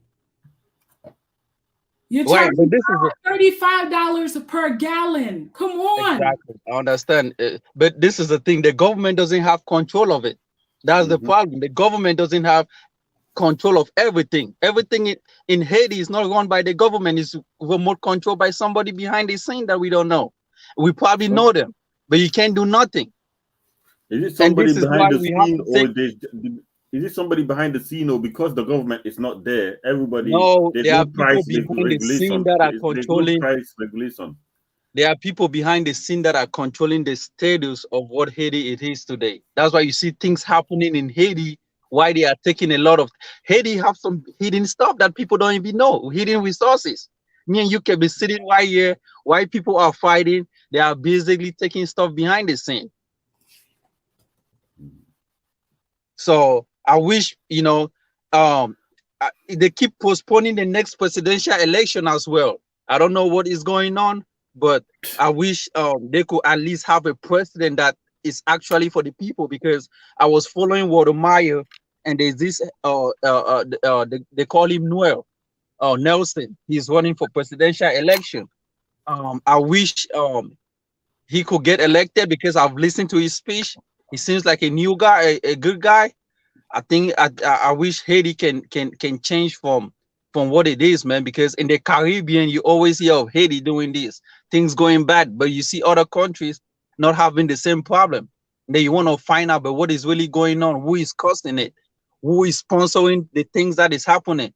And it's just so sad, It's just so sad. You were saying about the Lebanese earlier. You were saying about the Lebanese and all, and the Syrians and that. Yeah. They are It's just like, they're in Haiti, and what they do is they go there, they give birth, they claim land, they have all the businesses, and the same thing they do, and then they call themselves, you see, the thing about it is they go back home, they don't have children, they don't get married and become black, and after generations of being in Haiti, you would think they would be melanated by now, right? You decided to be a Haitian, right? No, they go back to wherever they are and keep themselves as unmelanated as they can, but now they are the power. They are in power, not just Lebanese, just quite a few of them. Some of the most richest people, and I hope this answers your question about the population in Haiti. Yeah, but the most powerful people in Haiti right now, or the richest people in Haiti right now, do not look like Haitians. Can I just make a statement? Make a statement, a bold statement that encompasses everything, right? It might be conspiratorial, all right? We have seen it down in cities, in cities, in countries and all that stuff. Now we're seeing in countries as well. There seems to be a process of a global replacement of a race going on as well. A replacement down in cities, all the way now is moving to countries. Obviously, Lebanon had issues, so the Lebanese have decided to not just in Haiti, spread themselves all over the world and all that stuff. So they're in Africa, they're in Haiti, they're in the Caribbean. And the Chinese as well have come with the idea of spreading themselves across the world. So I'm surprised the Chinese are not there yet, Kate, because it seems like a great opportunity. You understand? So the Chinese are spreading themselves around the world. Everybody's thinking about expansion. They're definitely moving in that direction. Trust me, they're trying to find their ways. They definitely put in their bid. The past president did not allow it. Now, trust, I don't know, America being so close, probably don't want the Chinese to have such access. No, the Chinese are already in the Caribbean. They will make it to Haiti. So everybody's thinking expansion. In Africa, the same thing is happening. I was on a panel this, I see the one trajectory I see Africa going. Yes, Africa will be developed, but what kind of continent would it be? It seems like Indians, Chinese, all these other races are going to move into Africa. America is not allowing too many people to come in its backyard, period. Yeah, but and in Africa, what we don't want to think is Haiti is America's backyard, but America sees Haiti as its backyard, and that's just the truth of it. Now, what you're looking at is the richest people in Haiti. This is the ruling class family. This is the ruling families in Haiti. Now, when you look at these people, are they Haitian? No, they don't give a shit. Politically, they call themselves Haitian. They call themselves Haitian, but these are the people that have all the businesses, all the money, all the global replacement of the black race going on. Are this stuff affecting them as well? The breaking down the gas. I think I spoke on this earlier, and I'm gonna give you a visual of who it's affecting. And you tell me, do you see them? Do you see them in this video? Do you see them? Do you see their children? Do you see anybody that looks like that? No.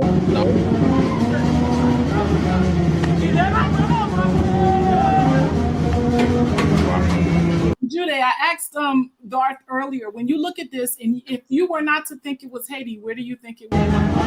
I would think it's Africa. It looks like my place. It's the same people, man.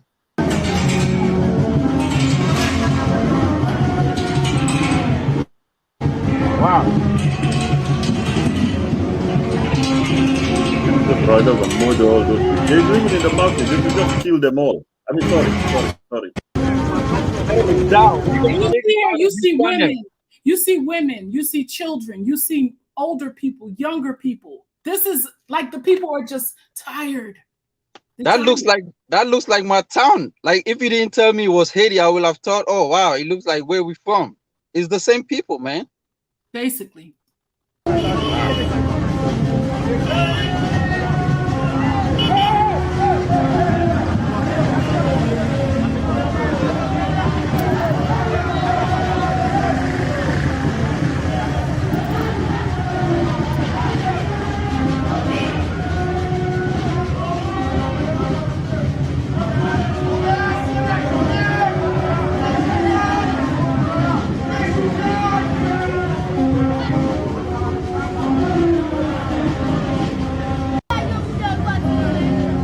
Gina, I have a question. So that answers your question. You don't see anybody else that looks like anybody else.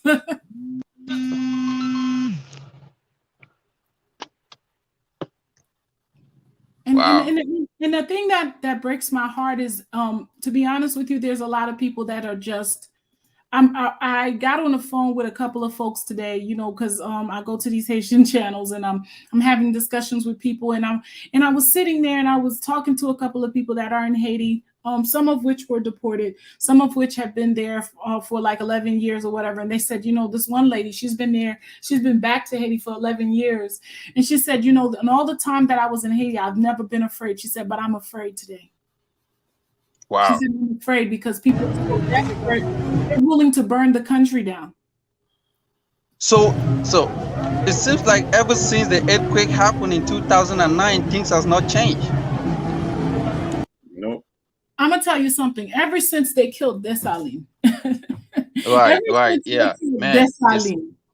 Dessalines, Yeah, that was it. Man, that looks like my city, man, Limbe in Cameroon.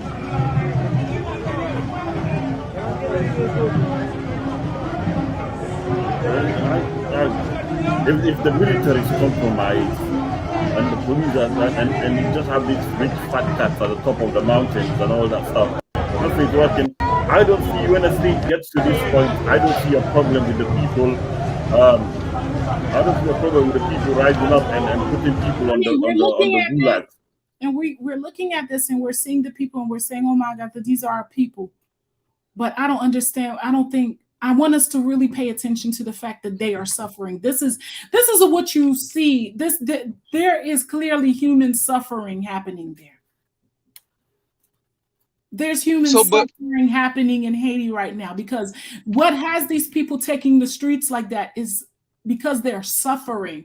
Now, can I ask you something? What are we supposed to do about that? That's the question. Do we do nothing? I mean, this has been my thing. It's like I'm sitting here and I'm thinking, what do we do? What do we do? Our people are suffering. I mean, be it in Malawi, be it in Mali, be it in Nigeria, be it in Cameroon, be it wherever. What do we do about our human suffering? What do we do? One thing that definitely must be done is seizing back control, like what happens in Mali, like how the Malians managed to free themselves from the French. That should be, I think, that should be the replication that we want happening across the continent. That the French is all done with them. I hope you don't, because I'm gonna tell you something. Oh no, they're not done with them. I know they're not done. But coming after Haiti, a lot of the weapons that they found in Haiti, they're saying it has a French link. It has a French connection. Why do we think these people even? It's funny because I don't want to say it's them, because to be honest with you, they're doing exactly what a people should be doing to preserve and to nurture a situation that will be more comfortable for their future selves. But have you guys also think about Dominican Republic? Maybe is Dominican want to make Haiti unstable? Is that the thing, or have you guys thought about it? Well, right now, Dominican Republic is doing whatever it can do. To be honest with you, I heard that that the Dominican Republican president just came to the United States, or just addressed the United Nations, saying that something needs to be done about Haiti. And Haiti is impacting them, and Haiti because a lot of Haitians are coming to right them. now. Right. I truly believe the Dominican leadership would like to take advantage of this time. I think they were even given money to supposedly help the Haitians. Oh, wow. So basically, how insulting is this? They're saying that the government in Haiti is so corrupt that they're willing to give the money to Dominican Republics. Then they know the Dominican Republic leadership hate Haitians. It's something that everybody knows. Right. So it's like insult, injury. They know these people are not and have not ever, if they could just, just get rid of all the Haitians and just take all the island, they would be happy. Yeah. And I'm not being mean. That's just the reality of how the Dominicans deal with the Haitians. Yeah, that's sad. I don't think they can get rid of all the Haitians as well. That is the wish of the Dominican leadership, to just have all the Haitians just jump into the ocean. All the melanated people just jump into the ocean and give up the island. And I'm saying this because based on how they have dealt, and from history, to present. Because even while they're helping, they're spitting on them.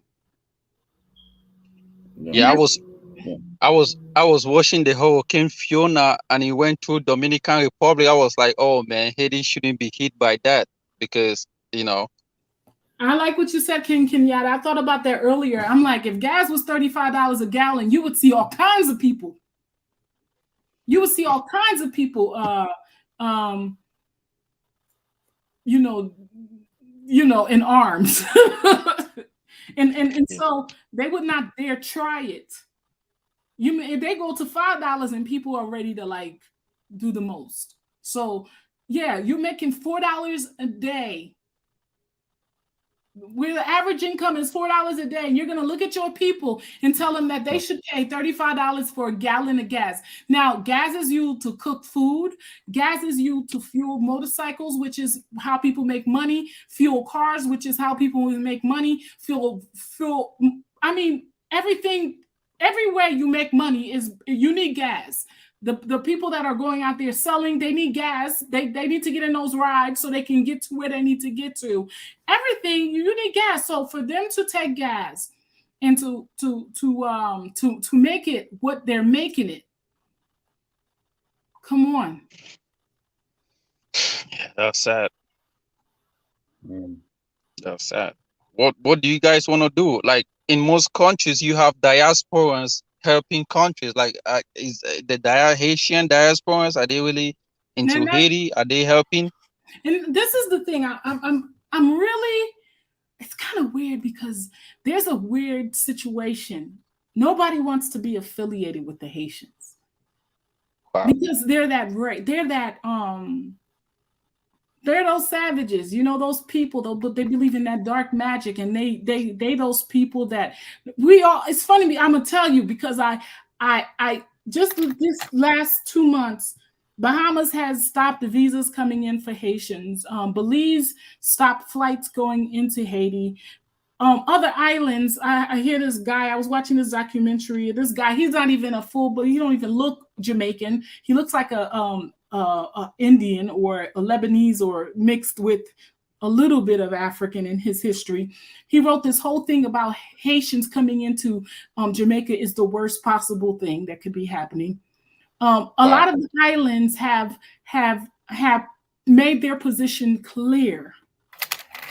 And that's just the reality, and I'm sorry to say it, but so the Caribbean are not pan-Caribbean. They don't look out for each other. The Caribbean are not just DR, Khadija. Latin America has a lot to be grateful for because of Haiti. Latin America, we supported them. We provided ammunition to them. We provided troops to them. We showed them. We gave them. Haiti has been there for Latin America, so it's really disheartening that the Dominicans feel the way they do. I did not know that the Dominican Republic president is Lebanese. I did not know that. Interesting. Wow. So they also have people that look different in Dominican Republic as well. The reason that they have a lot of admixture in the Dominican Republic, and they like it that way. Most people want to they don't consider themselves and don't want to be considered Black, even when they're dark skinned. And that's just, I'm not lying, that's just the truth. Even people that, that are darker than you and me, they will say, I'm not Black, I'm not African. Wow. And this is the time that I'm blaming Africa completely and blaming the African Union, because they really don't look out for people around the world. Things like this happening in countries that look like Africans, look like, Black people around the world. The African Union doesn't say nothing. All they do is pick up their bags and go to United Kingdom to condole with the lady that died over there. Why things like this are happening across people, the continent or Caribbeans that look like us, and nobody is saying nothing. It's just sickening. It's colorism, just like my sister said. She said that it's Ms. Danta says it's colorism and negativity inflicted around the world. And you know what? I'm gonna tell you something. It's real. I grew up in a house where my aunt, I thought she was my mom, y'all, for many years, but she was my aunt. She was really, really light. Matter of fact, she looks like she could be Lebanese or whatever. But and she had children by a band that was very dark. Now, I'm going to tell you something. Many times she would sit there and make statements to the effect that she did not want her daughters or her sons marrying anyone that was dark because she didn't want to have black babies. And wow. I remember sitting there watching that. Someone is saying on the chat that Dominican Republic want Haiti the island to be one, but I watched in another channel that the Dominicans don't like Haitians. So how is that possible? They want the island to be one. Like I said, they want to take over the whole island and just have the Haitians just kind of jump into the ocean. Really? If they could have all the melanated people just walk right into the ocean. If they could just, then I'm telling you, it's not just Dominican Republic. If melanated people would stand in line and just start walking into the sea, a lot of these people would stand back and let it happen and not have any, not stop them. And I'm telling you the truth. And that's the truth. And I'm sorry to say it because they're right there. Half of them, Dominicans have a lot of Haitian DNA, a lot of African DNA. I'm gonna stop saying Haitian DNA because what you're seeing in these videos.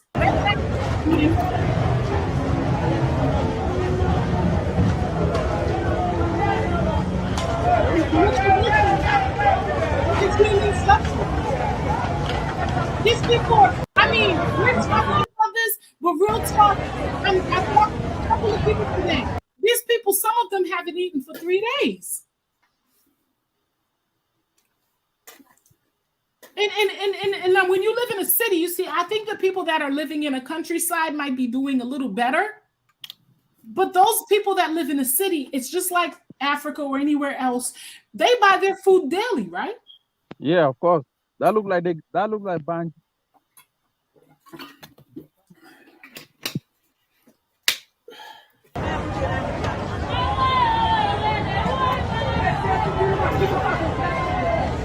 They just tore. The streets is full of. They're just out there, and it's like anything else. People say, okay, why are they looting? Why are they out there tearing up things, burning up things? Because they don't know what else to do. They don't know what else to do. At this point, they should go and burn up the houses of those rich Lebanese or those rich foreigners. What I'm saying is that they need organization. They need someone to give them direction. They need leadership, but there's none of that. All the leaders are just lining their pockets. And some of them are so afraid themselves. They've been paid and bought and threatened. And so they're in a space of, we can't do nothing. And some of them just don't care. All their families have visas and passports and American citizenship. So they're not even they're not bothered because it's not affecting them.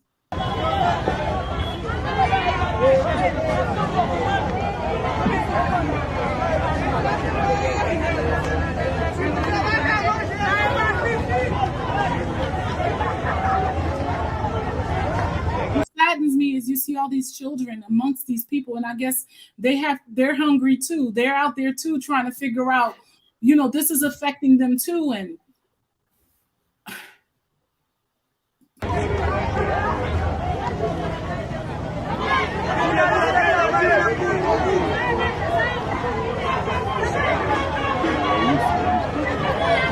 wow. At least it's happening globally. At least nations are rising up. Is that a capital city? Port-au-Prince? This is really one of the slummest cities. They're starting. I think they walked all the way to one of the slum areas of whatever, but they went all through. They started here. I don't know where they are now, but they've got different divisions or different parts in Port-au-Prince. I'm not sure. All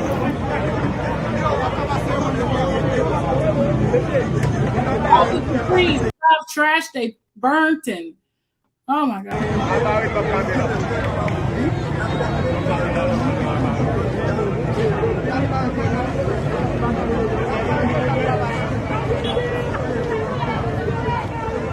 Actually, they're basically saying. So what's the president talking about? Henry, is he does he have any plans or anything or no? He's the one that doubled down. He's basically saying, hey, the gas is going to be $35. I'm not changing it. It is what it is.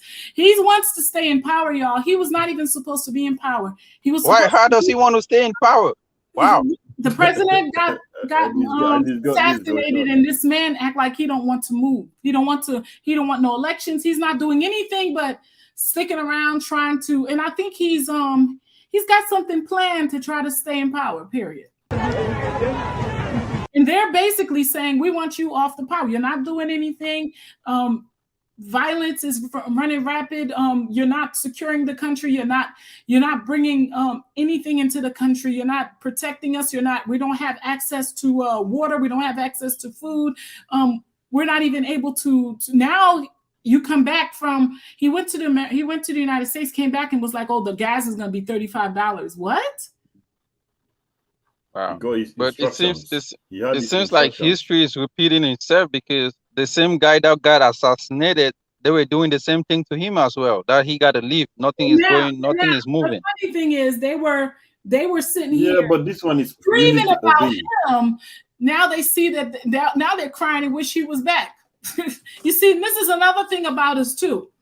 The guy that they killed, he was actually doing stuff. He was building streets. He was putting water. He wanted to bring solar in every city. He was trying to work against the oligarchy, which is what did I show you? I showed you them. These people right here. Right, but the main thing, they say he was postponing elections as well. Well, he was supposed to be. He did not want to step down before his time. That was the thing. He was saying that I'm going to stick around and do all that I can do until my time is up. I'm going to tell you something. Some of these coup d'etats that they have are politically formed. And you see these people you see in this photo right here? Yep.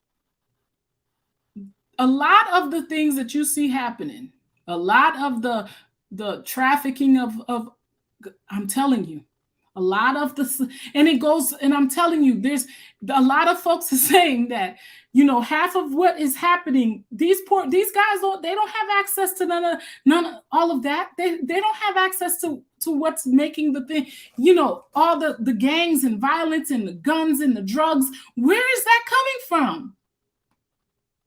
Wow. I don't understand. People that are making $5 a day, where you think that's, and why would, okay, if you were, let's say, a drug dealer and you wanted to invest and make money, where would you go? In Haiti, you would go make it? These people making less than $5 a day. They ain't gonna pay for it. How are they gonna pay for it? So for me, it's not like somebody was like, oh, it's a drug deal going on. No, what drug deal? What kind of money can a big drug dealer do? They ain't trying to make money off it. They're trying to destroy the population with it. How are poor people going to pay $35 a gallon for gas? Exactly. There's no way.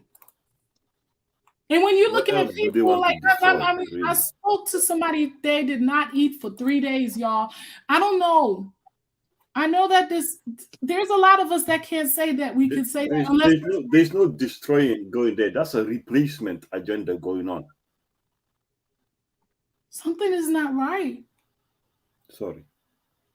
Something is definitely not right. And it's not just happening in Haiti. Haiti's been targeted to be replaced, Gina. But what is really going on? I mean, ever since the last president got assassinated, there have been things like this occurring every day. People are. You still start seeing Old people, young people, women, everybody it's literal. They don't know what else to do. They're out here and they don't know what else to do. And guess what?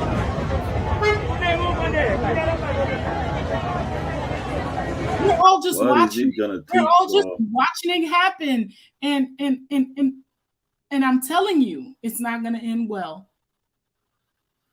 These people have gone through so much.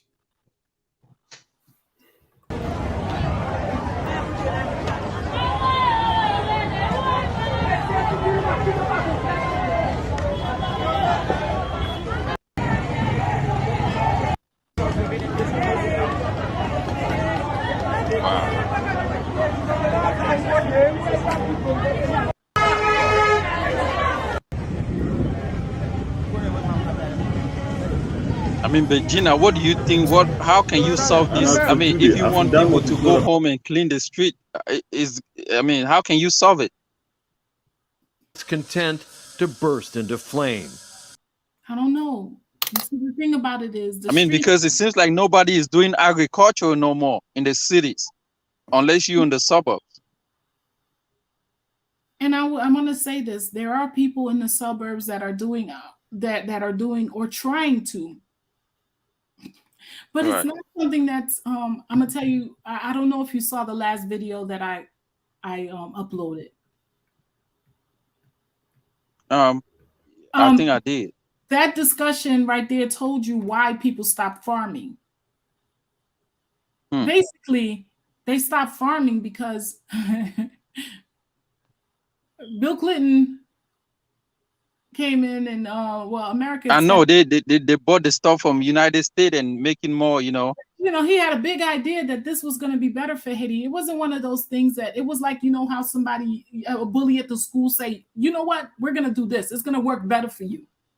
No, I don't want to do it. No, I think you should do it. And it's one of those things like, giving you an opportunity that you can't decline. Right. Haiti, they did that in Africa as well. In the Western Hemisphere, is beset by soaring inflation, criminal gangs that rob, kidnap. They're burning. They're going into like these places where they know some of these people, some of the governmental people have vehicles and stuff. I didn't do that really. Is that really happening? Impunity. Yeah, burning the government building, burning the school. I mean, the schools that they know that their children go to. They're burning the cars. It's like, and this is only the drum roll, y'all. I'm afraid for what's about. So are they potentially gonna reach those rich fucking people in the highlands? I don't know. Well, that all of them have probably left the island by now. Ineffective and widely reviled government. The price of basic food items has increased. So this is the looting. Do you see? They've gone into like factories that these merchants, these people, these other people that they've locked up their businesses and left the country, I guess. And so they broke in and they're taking it. So the military is just roaming around. The military has been compromised by 50% in the past year. Buildings were set ablaze. The military got some of their family members getting the bigger bags. And food warehouses looted, including one operated by the Catholic organization Caritas. A World Food Program facility in the town of Gonaïves was also. Well, let me ask you guys something. When you see this, when you see them carrying those rice and things out of those places, those factories that normally sell it to them, what are you thinking? I don't blame them. I don't blame them at all. They have to do what they got to do because this is impossible prices they charging them as well. I don't blame them. I think it's not the right thing to do. But of course I am concerned for the lawlessness that's happening, Gina, because they don't seem to be a way out at the same time, So I understand your sentiment. But if you're in a state like that, I don't really blame them. You know what I mean? Yeah, carrying those things tells me things are expensive in Haiti. You know, they can't afford it. So And, it's you know, like, Many even societies if they're descended to even that. so they're out there, anything can happen to you. You could get shot, you could get whatever, but you're like willing to risk your life for a sack of rice. right, it means Looted you're hungry. and burned, WFP officials said. What's important is that now look at this guy. He's a light-skinned dead motherfucker. Now I want you to hear his. Now you can see his disdain in his face.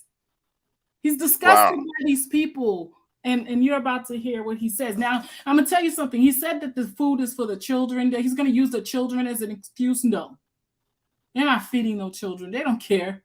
It seems like light-skinned people can pass through than darker-skinned people in Haiti. Well, as long as you can, yeah. As long look at this guy and then watch how he speak. He's so detached from these people that are running around stealing and looting. And watch this. Enough food to feed. We actually lost enough food to feed around 100,000 school children for 3 months. We have. They're taking chairs. What? 4 million acutely food insecure Haitians. 1 million of which are. Is that a freezer? Wow. Yeah. Are actually quite vulnerable, and that we prioritize for humanitarian. No, that's not a freezer. That's a whole box like of vegetable oil. Impacting the population. It's impacting a very vulnerable population. The critical situation. And the thing about it is not everybody that's looting, but of course, you know, you always have that group of people. You know, it's funny because I remember the whole thing with George Floyd, where you had a group of people that were out there like, we want justice, we want whatever, right? And then you have a whole other group of people that's like, okay, I want this Gap jeans, I want this these Adidas.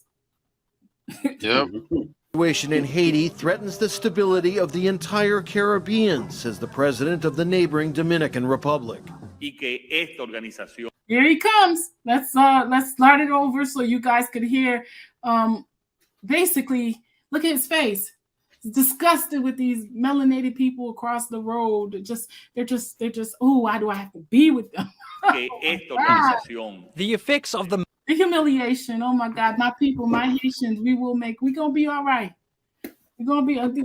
So that's a Dominican president. Watch your people. Look out, call some family, make sure everybody's okay. But this is the Dominican, his name is Louis Abdenar. You're right. Abinadar. That is a Lebanese. That is a Lebanese name. You're right. Exactly. Okay, so let me go ahead and play the clip and see if they multi-dimensional crisis in this country exceed our individual capacity. The effects of the multi-dimensional crisis in this country exceed our individual capacities and constitute a threat to stability and security throughout the region. For the Dominican Republic, it's a matter of national security, and to Latin America as well, in the crisis overflowing the borders of Haiti. A desperate population, a government seemingly paralyzed, and a wave of rage that continues to grow day by day. Rob Reynolds, Al Jazeera.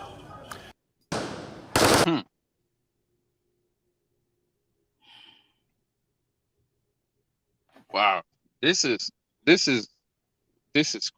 man, sad. It's a sad story for Haiti. And this is where the thing about it is that for forever, everybody looks at the situations going on in Haiti, or let's say Nigeria, or say Cameroon, or whatever, and say, oh, that's really sad what's happening there. We don't understand. What happens to them affects us all. Exactly. World. I think what's happening in Haiti is just a sign of what's about to emerge in Africa. But at the same time, of course, these Lebanese and many people want to spread. At the same time, it's easier for them to implement their plans in Haiti because that's like an African nation that was formerly Caribbean. So they will definitely like to replace the people or gentrify the people. So I think it's a gentrification process happening in Haiti as well. So unfortunately, that's sad. But I like I say, Gina, you may not like the situation, but the reaction of the people is warranted. I just hope. I don't think this is working for us anymore, though. I don't know what the outcome right now. I'm telling you, a month ago, America went into Haiti with a couple of machine, what is those tanks that they have? At least 10 of them. Now, I'm going to tell you what's going to happen in a couple of days. Don't be surprised because they already gave the Haitian leadership the objective. If this does not end in 2 to 3 days, we're going to get involved. Do you know what's going to happen if they get involved? They're going to destroy everything. They're going to kill these people. These people say they're not leaving the streets until this man leaves power. And that guy is not going to leave power like the other guy that got assassinated. Although he is Haitian, will not just leave power so he can save the lives of his people.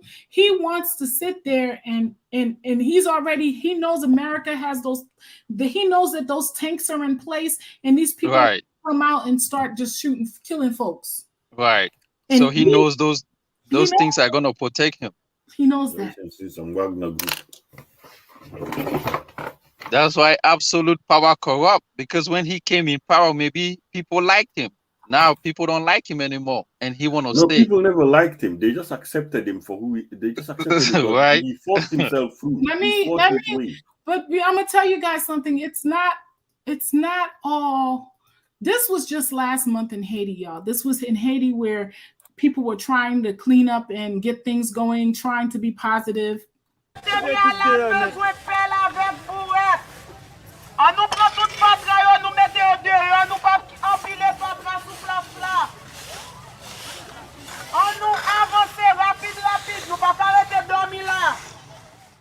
Journée mercredi 10 août 2022 ya. So this was August. This was August something. August 2022. 2022. Yeah. Yon groupe citoyen tanmen yon journée nettoyage dans plusieurs rues dans ville lokay. They are cleaning the street. So you see, these same young people are capable of doing good, right? Yep. If given the opportunity. So when you think about people saying they want to help Haiti, if they really wanted to help Haiti, you don't think it wouldn't work? It would work. Folks ain't really trying to help Haiti, yo. Pour plateforme premier niveau. Journée nettoyer ça, c'est un objectif pour capable combattre insalubrité, pour capable combattre phénomène fatra qui vraiment a saccagé ville lokay. Les on visiteurs, les on monde de passage dans ville lokay, yo toujours dit ville lokay sale. Côté la mairie. This is what was happening in Haiti in August, and it wasn't just in this little city. There was a lot of little clusters of cities where they were just trying to get things cleaned up, be positive about the situation. There was kidnapping. There was still they were trafficking guns and drugs but there are enough positive young people out there that want to do good and want to clean up and want to make Haiti better. But these are not the things that are being highlighted or even empowered. So this happened last month ago, and a few weeks later, things went back crazy. Pas capable garder qui Jean Villa sale nan niveau ça. Yo décidé réunir et mettre tête ensemble pour combattre causer fatra nan ville lokale. And the reason that they stopped picking up trash in Haiti is because they stopped paying those people. De ce fait, so but what is the government doing? Do they have okay doit propre et okay doit rester propre. Eh bien, ou même qui c'est petit okay, même si ou pas là, on regarde comment que nous capable contribuer dans faire la and that looks like Africa, man. The same thing. L'autre côté, regarder comment que capable attirer monde vini la caillou. Nous même au caille, nous même dans département sud, nous gagnons plus belle destination touristique. Si nous prenons soin la caille nous, les monde de passage, les monde vini visiter ville là, eh bien, il pas pour regretter visite là. La pour comment que mon au caille kembe ville là très propre. La mairie, nous avons responsabilité par nous Parce que c'est nous-mêmes qui devons voyager sur la ville. Nous devons, population, service, propre taille. On regarde, chaque 2 jours, comment que camion est capable de passer dans le centre-ville, dans plusieurs zones, pour ramasser fatra, la caille. Comme ça, ça a aidé la ville là de être propre. To actually lead the country out of desperation. But the people are willing and ready for change for the country. It's just so sad that they get stabbed in the back like that. Nous commençons depuis il était 6h30, mais jusqu'à présent c'est sur place d'âme au Caïnouye encore. N'a pas opté, nous pas qu'à déplacer. Ou même qui était la caille, ou même qui a gardé nous, pas qu'à déplacer. Demain si Dieu veut n'attendre nous l'emporter parce que c'est le jour pas passer pour c'est chaque jour dans la vie pour nous dire qu'au Caï doit propre. Ma vrai dit encore place là générer en pile fatra. L'aime dit générer en pile fatra, nous joindre en pile fatra sur place là. Pas arrêter trop, faut travail là continuer. Côté pelle, côté bourré, côté raton. Who is the fault here? Can you blame the people for the reaction? Nous ramasser fatra qui sous place là, sous boss là. Moi sous bon côté radio RMK. It pisses me off because it's je dis à plateforme premier niveau décidé mettre bien dans travail là bien pour nous capable aboutir avec ça que nous cherché. Donc nous besoin ville locale qui propre, nous besoin une ville locale côté que tout le monde qui vivre là-dedans bien pour yo pas jeter fatra dans la rue. Donc déjà nous a demandé la mairie pour prendre responsabilité, nous avons demandé aux autorités pour prendre responsabilité pour résoudre le problème fatra. Donc, mettez poubelle à travers Rio, comme ça, la population est capable de jeter fatra dans la poubelle.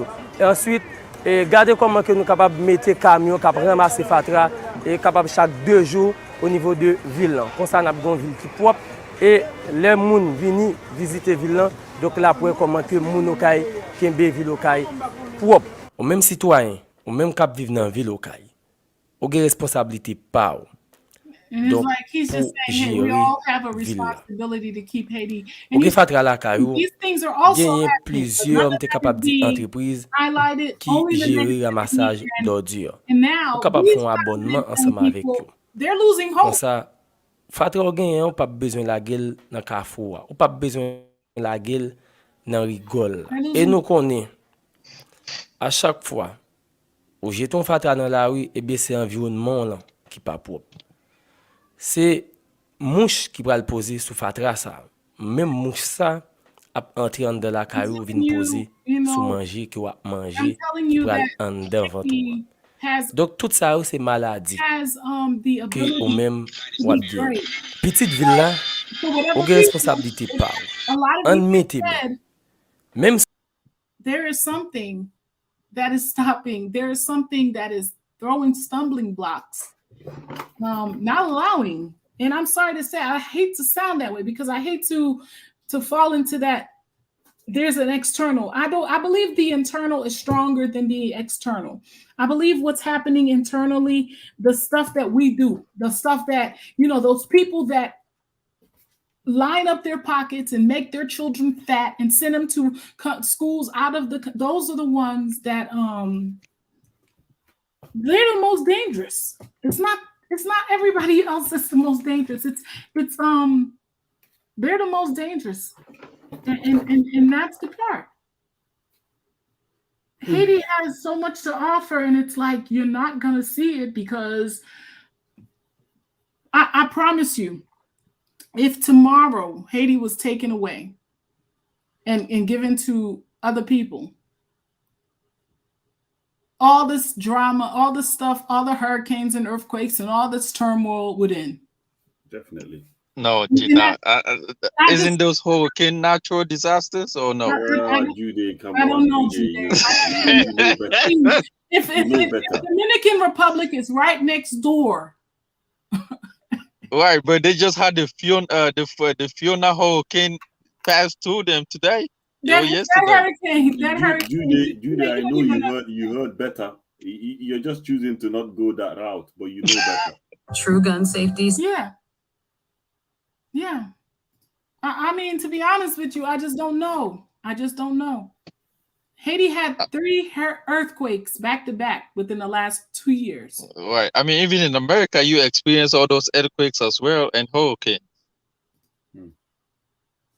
And I'm gonna tell you something. There's a lot of Haiti that a lot of people don't see. What you were looking at, and it looked pretty scary, I promise you.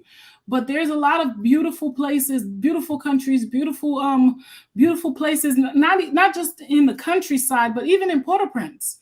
Because what they do is they chime into that area where everybody is going at to protest what's happening to them in the country. And this is Of course, Gina, I watch a lot of YouTubers from Haiti. There's this guy that I follow that went to Cape Haitian. I watch videos from Cape Haitian, Limbe, Haiti. I watch a lot of videos. I know there are good places, beautiful places over there. But and it's like they won't let the people. They will not let the people. They will not let the people enjoy the space. They will not let them have that space. Right, but the government has to come with some kind of works, like jobs that doesn't take much. Like you see, like this new technology, like the government should focus more on technology and agriculture. Those are the things that, because it seems like people are not even going to school in Haiti anymore or something. Well, how can you go to school when they lock down everything? Does the government you can't even go to have any school unless the government has? You can't go to school unless the government provides it. And school cost money. The good schools cost money. You're not gonna be able to go to school and you can't even eat. You're not gonna be able to go to school with gangsters running around with fucking AK-47s and shit. Right, because years down the line, now you might have the population that are not educated, and then now you expect foreign people from overseas or the Haitians overseas to come back and govern. It doesn't make sense because that's where you see most of the people that govern were living out of Haiti. And then they come back and want to take control like they know everything. It just doesn't make sense and things doesn't go right because they end up. It seems like this government wants to beat down Black Haitians back into some form of slavery or servitude or substitute to be. They want to make Haitians submit in a way, Gina. What do you think? Is it like they want to beat them back into quietness and just become servants for those rich elites? What do you think? I think that I don't think they it's want to beat them down. I don't think that. Can I say this? I don't think that the worst thing that's happening to us is what they are doing. I think the worst thing that's happening to us is what we're doing. What do you mean, Gina? What do you mean? What are Haitians doing when they're mobilizing? Like this is also Haiti, guys. This video was just 3 months ago. I want to show this to you. Oh wow, Dad, look at Haiti. Are you going to Haiti for vacation? I wanted to. That's one of the Caribbean countries I would love to go. I mean, this is another aspect of what you can this is just the city. It's not even the best parts of Haiti, but when you think about Port-au-Prince, this is also parts of Port-au-Prince that people don't see or are aware of. Wow. Somebody's gonna be asking me if they got trees over there. Yeah, they got trees. They got mountains as well. Is that the presidency? No, that's not. That's just a public office. You know, the pallet. It was during the earthquake. But they haven't fixed it. I thought they had money to fix the pallet. Nothing has been done because the president was assassinated, and then this guy, he's just not moving. He's not going anywhere. So, do you like this guy or you don't like him, Gina? He's not doing anything for anybody. Right, but you said the same thing about the last guy before he got assassinated, and you started saying where he did good. My thing is this: I said I didn't think that he was doing enough, but to be honest with you, I have to be completely honest. Based on everything that I'm learning now, he was fighting some very big. He was fighting some very, very big fights. So let me ask something. If something happened to this guy right now, you think he will have the same compliment from you or no? all I could say about this guy right now is he's not the president. He was supposed to just be in there helping people get the president. Why is he refusing to do that? That is his job. Nobody voted him in. You can't just go and then take a position and say you don't. Well, I'm not stepping up. You do your job. Your job is to go in there and help organize for the new leadership. It's a black country. Who's gonna complain? It's a black country. And that's the part. So my thing is, if you're not gonna do it just makes me believe, Jude, that in Africa, all one needs to do, maybe to a certain extent, you have to consider the external factors, or in black countries, some black countries, all one needs to do is organize a strong enough political organization or an army, just take over, and nobody's gonna say anything. To a certain extent, that's all you need to do as well. Take over and maintain your power, or consolidate your power, and nobody will complain about nothing. So I think this is possible in black countries as well, where you can. It's bad for me. Gina, I want to ask you a question. Does that mean that white people govern countries far better than dark-skinned people, or no? Can I ask you something? Now, okay, yeah, I want to say this. I want to be very honest. White people,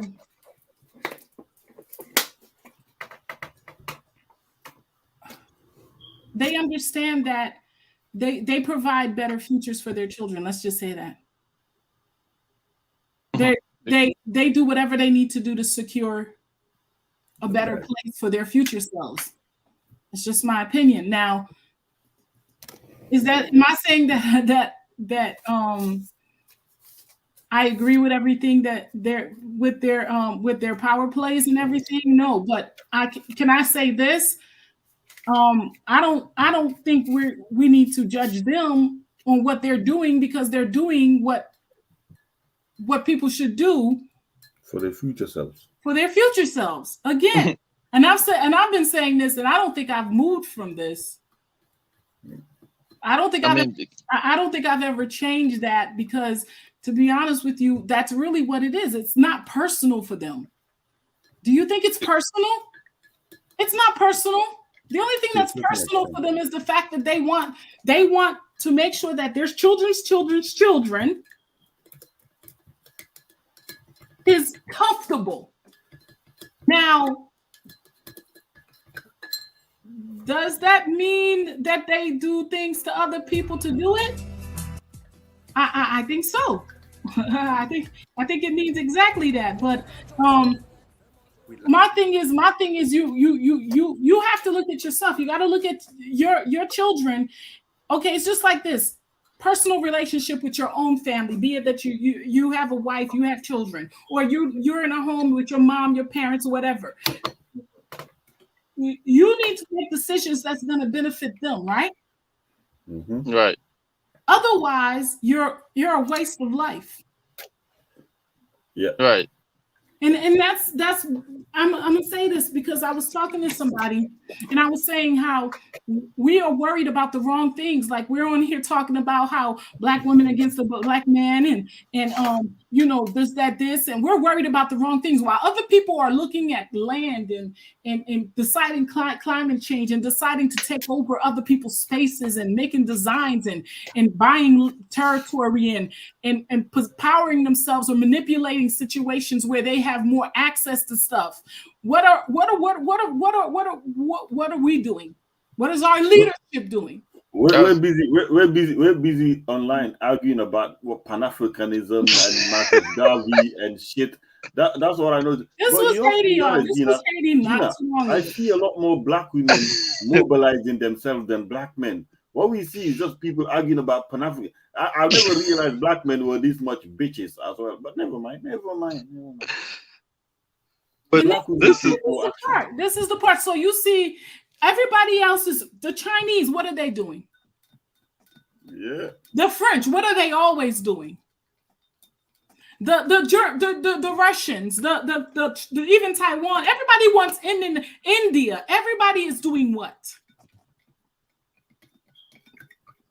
Everybody is looking out for themselves. But I want to ask you a question. If a white person, my thing is, I cannot sit in a place and say, "Oh, what are they doing?" They're not doing anything they're not supposed to, man. Right, but they're doing exactly what they were created to do. Self-preservation is a must.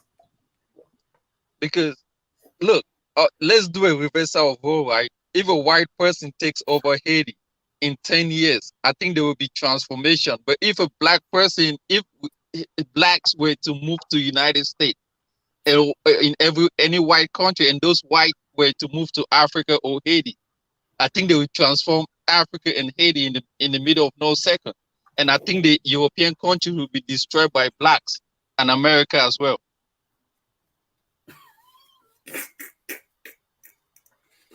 Can I ask you something? If I want you to do me a favor. I want you to think about the spaces that they have taken over. Right? Right. And I want you to tell me what's your position in that space now. Right, because when the white people came to Africa, right, or maybe Haiti, some people in Africa believed that Africa was better off doing the Europeans' colonization than when they left, and those things that they left behind, the black people couldn't handle it, and it all destroyed. See, like those infrastructure you are showing right now, those things were better off doing when Haiti was colonized. Those things were built by Haitians. Right, but the maintenance now is not being maintained. The reason that Haiti, like that building you saw, was built by Haitians. All of this was built by Haitian. But what happened is they let everybody come in. And let's go back to this image again of these folks. This is who's been ruling Haiti for the past since let's just say since Dessalines. Dessalines was assassinated. Right? Right. And after that, this has been the rulership in Haiti. Period. You might have had 2 or 3 leaders that were a little bit melanated, but they were melanated with the heart of, I want a white wife so my children can come out lighter. Period. My question is, are we responsible to run our own government in every black country or no? Because it just seems like the things that... I'm giving you this as an example to show you that we gave it to someone else and look what they did to us. They ran the country, but they depleted it and took all the money back home with them. Gina, let me say something. Right? Haitians just gave the country to these people. This is the ruling class. These are the ruling class in Haiti, y'all. Gina, but we haven't seen them physically ruling Haiti. What? You don't see them physically ruling Haiti?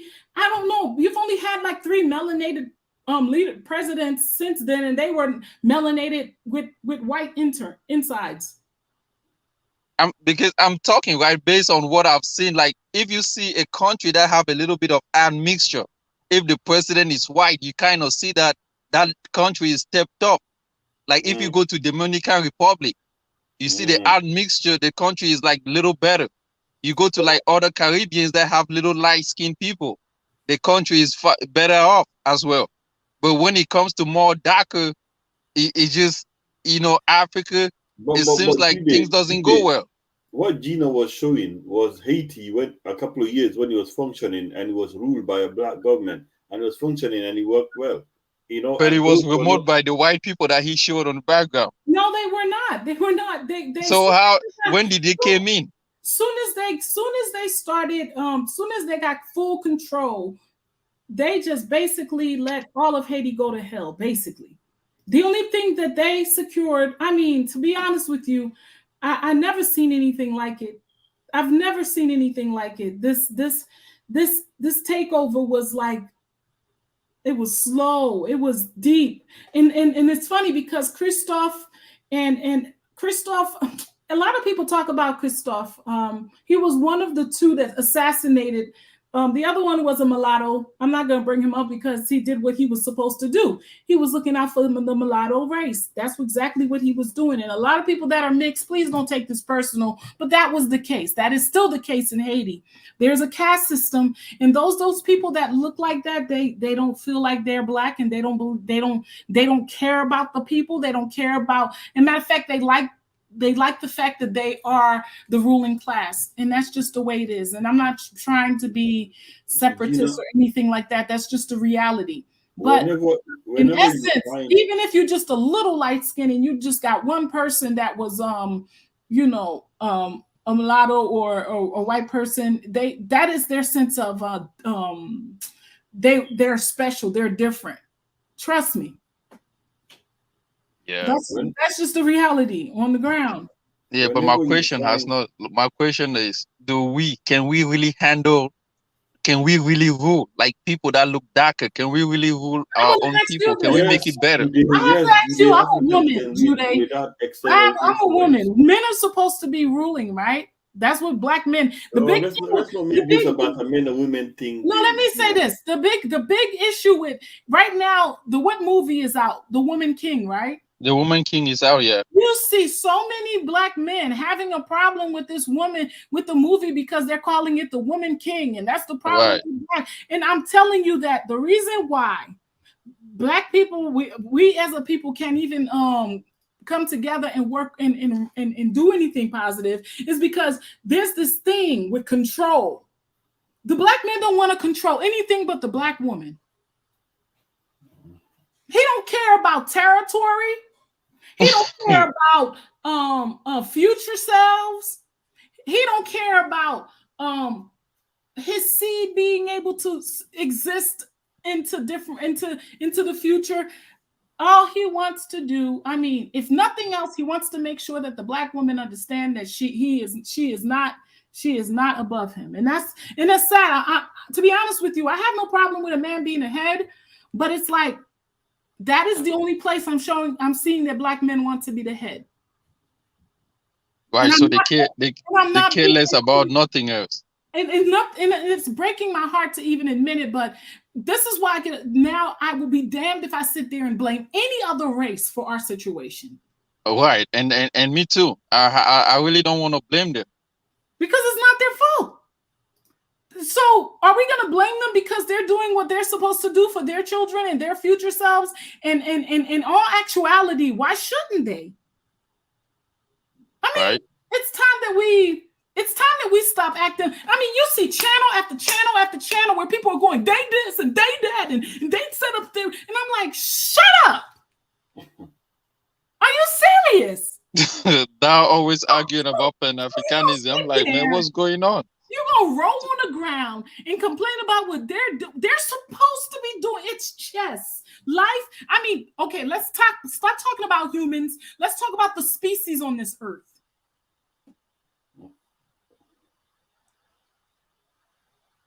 You have to be strong. Even the plants, the strongest plants, the strongest remnants of certain plants are the ones that exist long.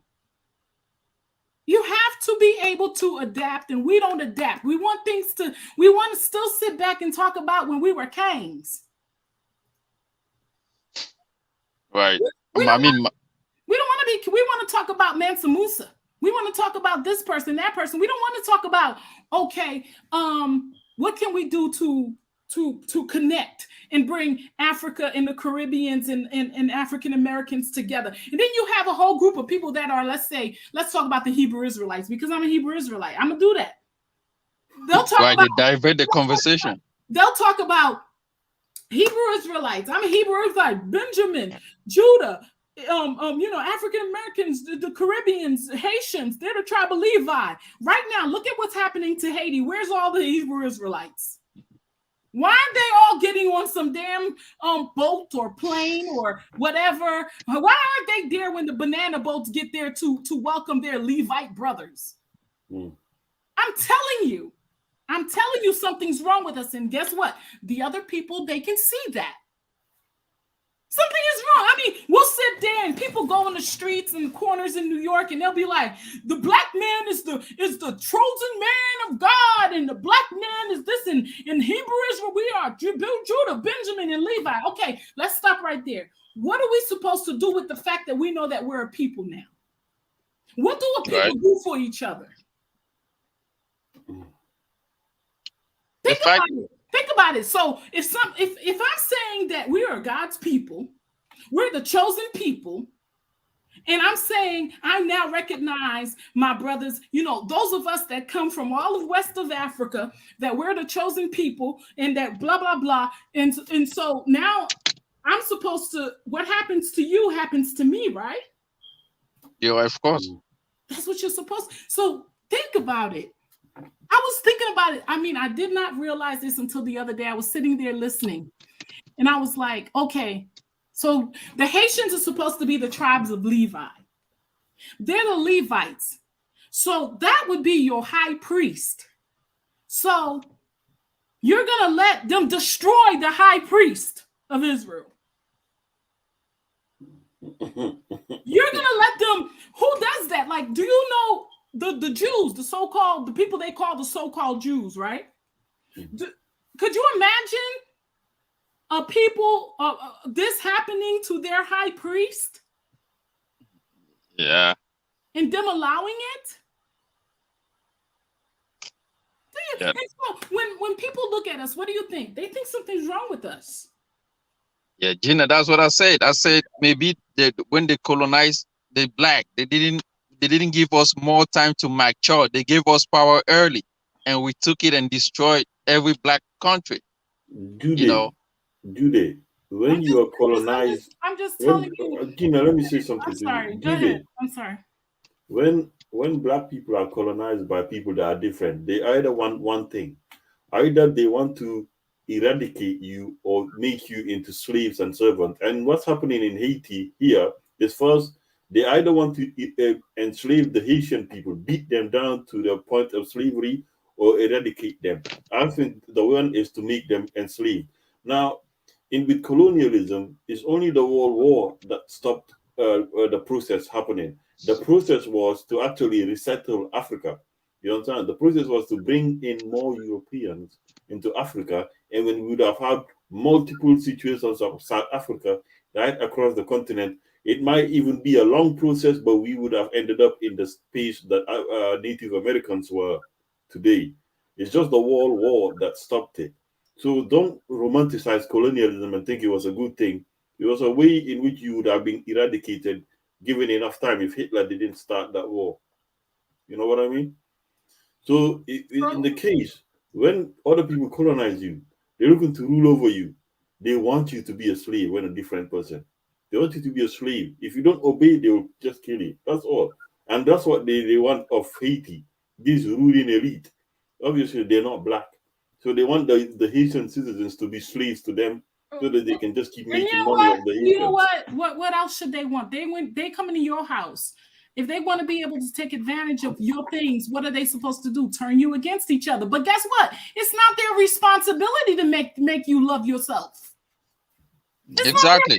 It's not their responsibility to make you appreciate and respect your space and care for your children and not treat them like indentured slaves. It's not their responsibility to make you want to do things for each other, like, okay, help each other grow farms and look out for each other. Guess what? If you're not eating, right? It should be everybody in this whole country should be coming together, figuring out how they can help each other farm available land so folks can eat. Right. It shouldn't be something that that somebody needs to do for us. And this is the thing. It's not just Haiti, y'all. We as a people sit back and we want them to come do for us, but then we want to be like, they're doing this to us. We're begging for them to do for us. And you think it doesn't come with a price? Like they're supposed to just do for us and not gain from it? They're going to gain. And guess what? There's no way of not taking advantage of something if it's wide open. Anybody's going to take advantage of anything that is wide open. You can't blame somebody for taking advantage of, for appreciating something that you don't. You don't appreciate the things that are there for you. You're not smart enough to protect it. That's one thing. Cure it. What am I supposed to come and be smart and say, you know what? Let me protect this for you. Let me protect this for you. What you're looking at is other spaces in Haiti, y'all. Anyways, Gina, I'm gonna be in the background. I'm just gonna go to sleep because I have to wake up tomorrow and all that. That's fine. Thank you for joining me. I'm not gonna be here much longer either. But I wanted to stop in to have that discussion. All right, Doc. To offend any of my brothers, y'all, but it's time. Like I still hear young black grown men having discussions about rap. Are you serious? Yeah, Gina, Haiti, I think they should focus more on tourism. Like that's how, because it seems like tourism is the biggest economy over there. You see this? Do you see how beautiful this is? This is Haiti too. This is what they're not showing you. This is what you don't get a good view of. This is Haiti when we're not being fucked with. People are not in the streets running around burning stuff. They're working, they're thriving, they're building, they're trying to maintain. Even though they're still only making $4 a day, they're humans. They're not showing the humanity of these people. They're not showing you, so that way, when they go, when bad things happens to Haitians or bad things happen to anybody, any of us, our humanity is not being shown, and it's not their responsibility to show it. It's ours. It truly is nobody else's responsibility. Well, it's a lot of trees on the road. It looks like they have nice vegetation. But you won't see that. You don't see that. All you see is they give you this little image of Port-au-Prince, this one little area that's always just screwed up. And that's all you get to see. This right here is just a ride through Port-au-Prince, through parts of Port-au-Prince. And I'm saying to you that it breaks my heart because I'm telling you, Haiti is like 2-3 hours away from America. All African Americans should know what Haiti looks like. All people anybody, be it you from the continent, be it you from the Latino Afro communities, you all should know what Haiti looks like. Haiti is a landmark for all Black people throughout the world. Haiti was the seat of the first revolution, the only successful revolution, which has us all in a place of freedom right now. Because it basically it started the beating of the drums that led the dances that we are now living. And I hope I said that in a way that y'all can understand, but Haiti is our responsibility. We are all each other's responsibility. And until we understand that, and it's wrong for us to sit back, and I'm not going to be one of those people that talk about other people that's taking care of themselves and provide and making sure that they have a responsibility towards their people. And all of a sudden we're going to sit there and talk about everything they're doing. They're doing it, but come on, y'all. What else are they supposed to be doing? Do y'all want them to be God? Are they supposed to be God to y'all? We really do want these people to be our gods because we want them to be able to. We want to be able to say that they're doing good. Only people that you can depend on is your reflection. You. They understand, that you're dependent on them, and when you become dependent on anything, what happens? I mean, even a relationship with a man and a woman. If you're in a relationship with someone and that person becomes overly dependent, what happens? They take control of you. You get disgusted with them. You want people that are capable of being capable. You want to be with somebody that's when you're not there, that they already got things done. They managing things. People respect you. Other people will respect you when you show that you respect yourself and that you're not going to wait for somebody to tell you to go left or right. You know what way you need to go for yourself. You're sitting there waiting for aid. You're waiting for them to tell you when you can go to school. You're waiting for them to tell you when you can what you should be able to do or don't do. what styles are in, what styles are not in. We let everybody tell us what to do, how to do it, and then we sit back and we were like, what they did this to us? No, you did this to yourself. It's not their responsibility to make sure you're safe. Exactly. To be honest with you, some of them are very gracious. They've let down. They've taken their foot off your neck and only have the knee on it. And guess what? I don't blame. That's what people. You're supposed to be able to keep people at bay. They're keeping you at bay because they're protecting themselves. What's wrong with that? Damn, man. This looks like my place. What's wrong with that? What's wrong with them keeping you at bay to protect themselves? We need to stop acting like we're crazy or something, man. Like y'all really think this is heaven and people are supposed to just all love each other? That's not the case. Hell, we know that there were even wars in heaven. If you read the Bible, if that's what you're going by, you understand that they talk about that. So understand that nobody owes you anything. Haitians need to stop depending on anyone other than Haitians. And when Africans get on board, be it in the diaspora on the continent, and we all start depending on Africans, that's when we're going to know we made it. But for now, Haitians need to wake up and start doing what they need to do for Haitians. Maybe if it seems like maybe if Haiti start doing what they need to do and making sure that, whatever, other people, maybe the other melanated people will be more inclined to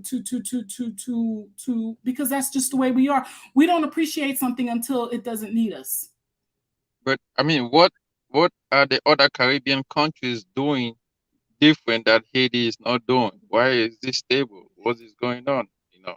Another aspect of what they're doing right is some of them are very much saying, hey, we'll depend on you and we'll do whatever you say. Haiti's still not doing that. Oh, okay. Haiti's not doing that. And that has a lot to do with its history. Haitians stand in a place of we're very proud to be what we were. They say there's a proverb that says that the only reason the Haitian will bow is to pick up something. Right.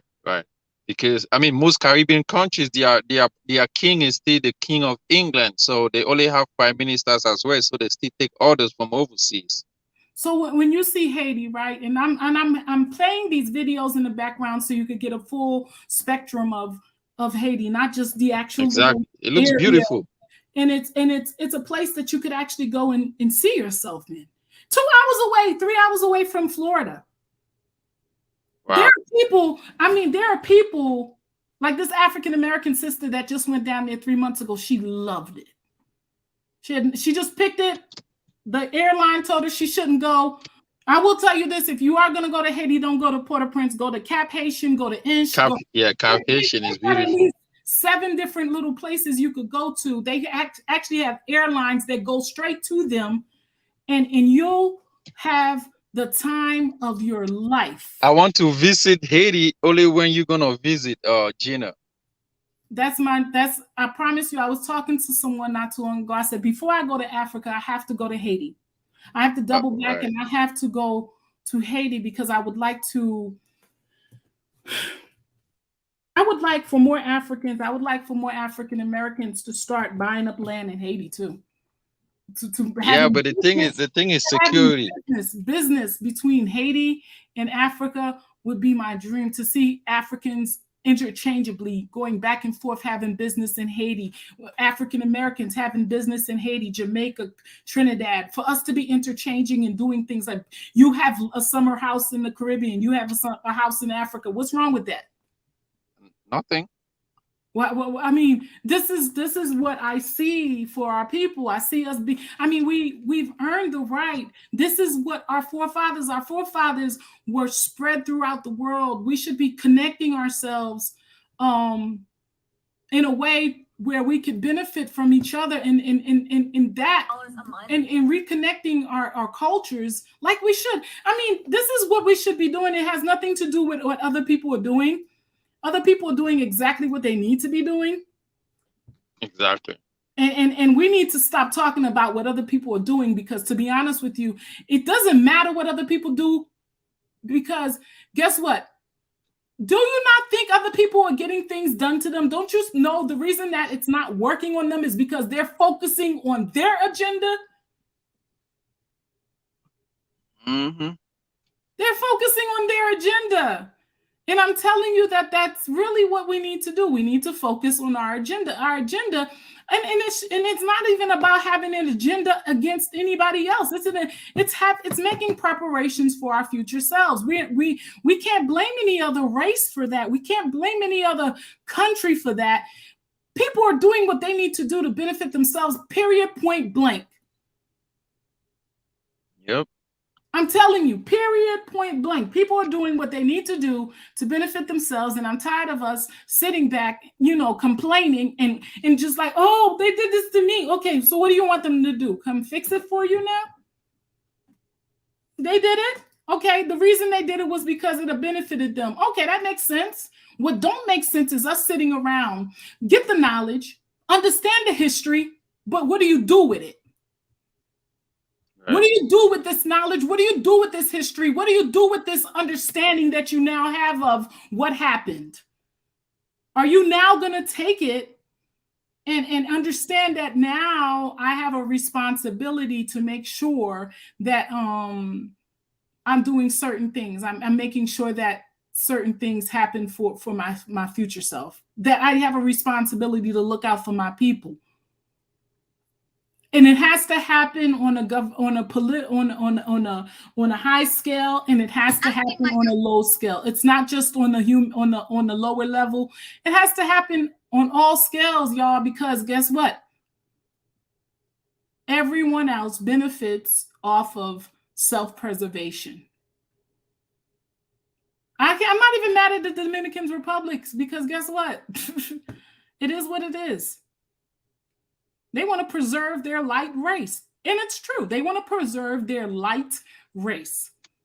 It's not like they don't like Haitian food. It's not like they don't like Haitian music. It's not like they don't like, having sex with Haitians or whatever. No, they just want to preserve their light race. Is there any intermarriage between you guys? Because to be light in this world is easier than to be melanated. And can I say this to you? Who's to blame them for wanting to be in the winner's circle? Yeah, you're right. It is what it is, yo. Is there any intermarriage between Haitians and Dominicans? But I'm gonna tell you what happens. Once a Haitian marries, those most of them that go into there and marry, they just wipe out the melanin right out of them.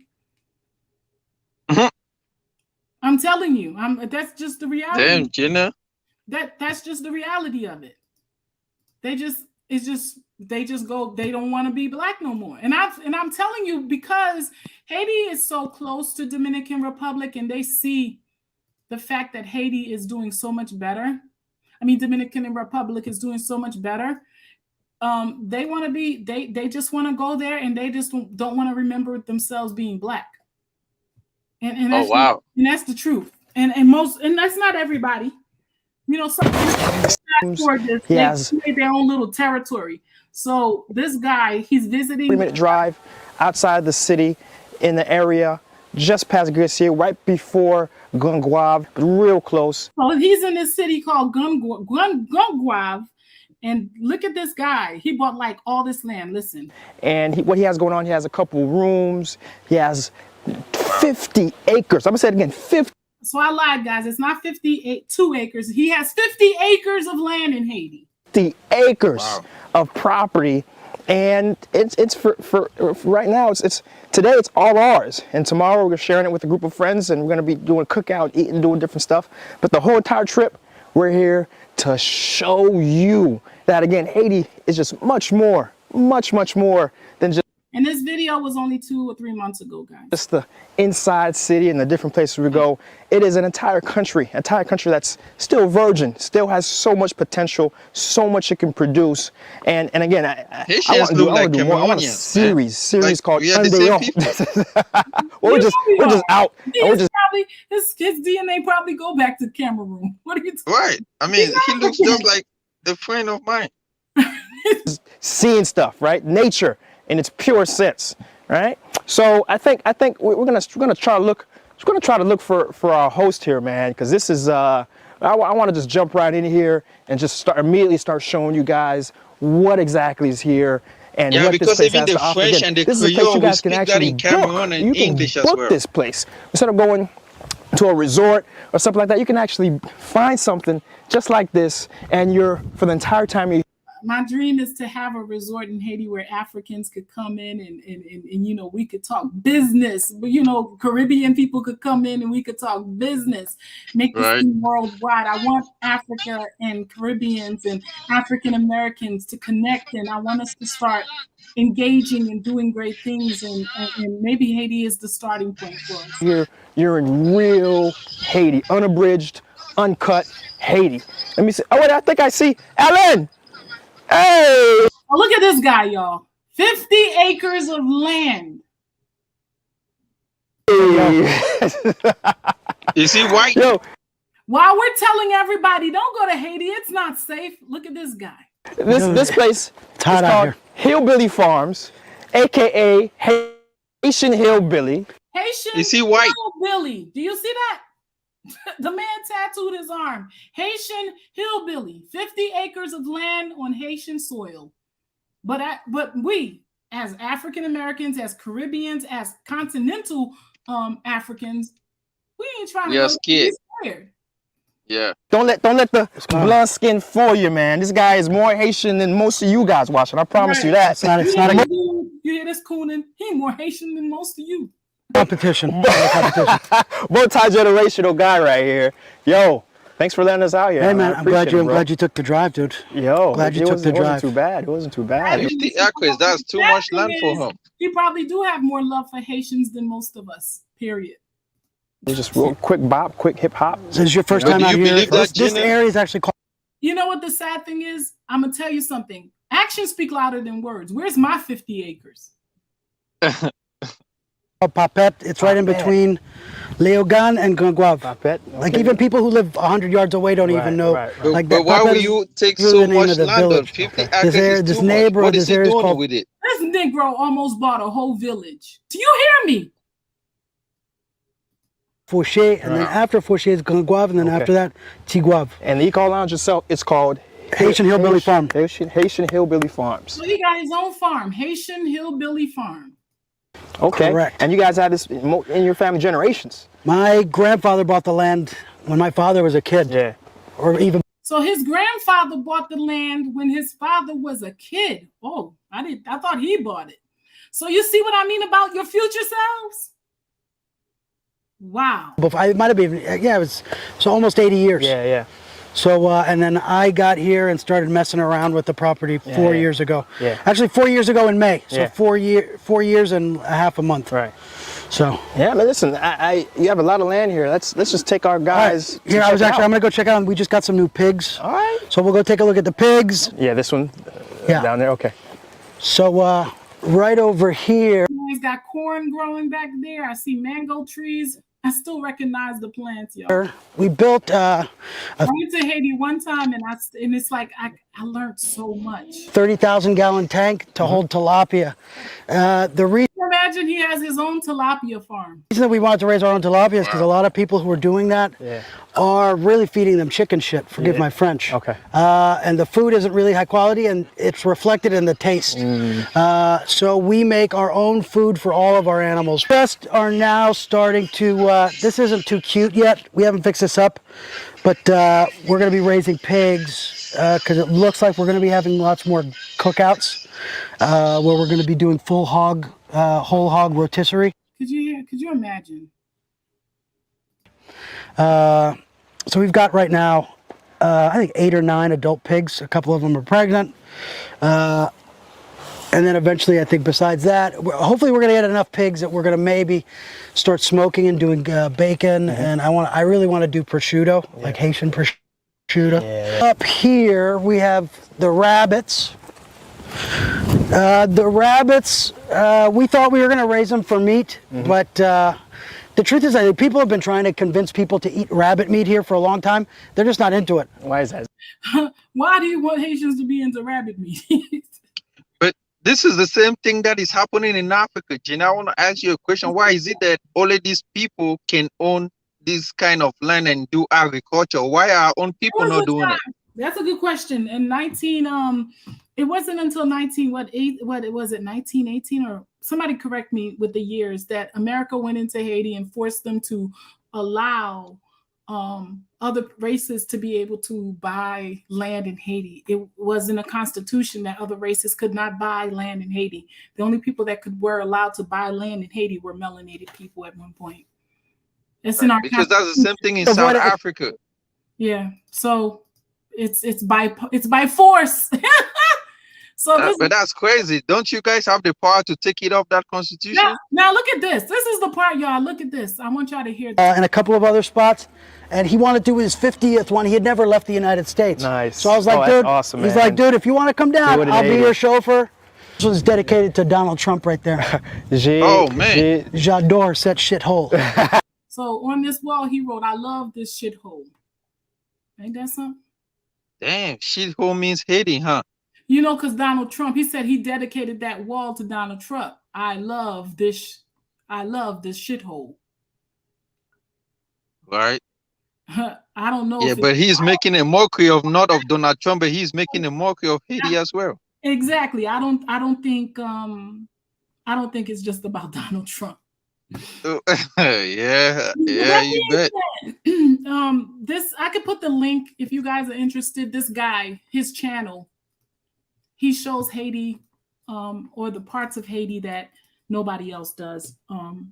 So I just put this YouTube video down. You could continue watching it, and you can definitely check out his other videos. If you want to get an idea of all of Haiti, this is the channel that you please subscribe to him. He's got some great, he covers everything. And you'd be surprised.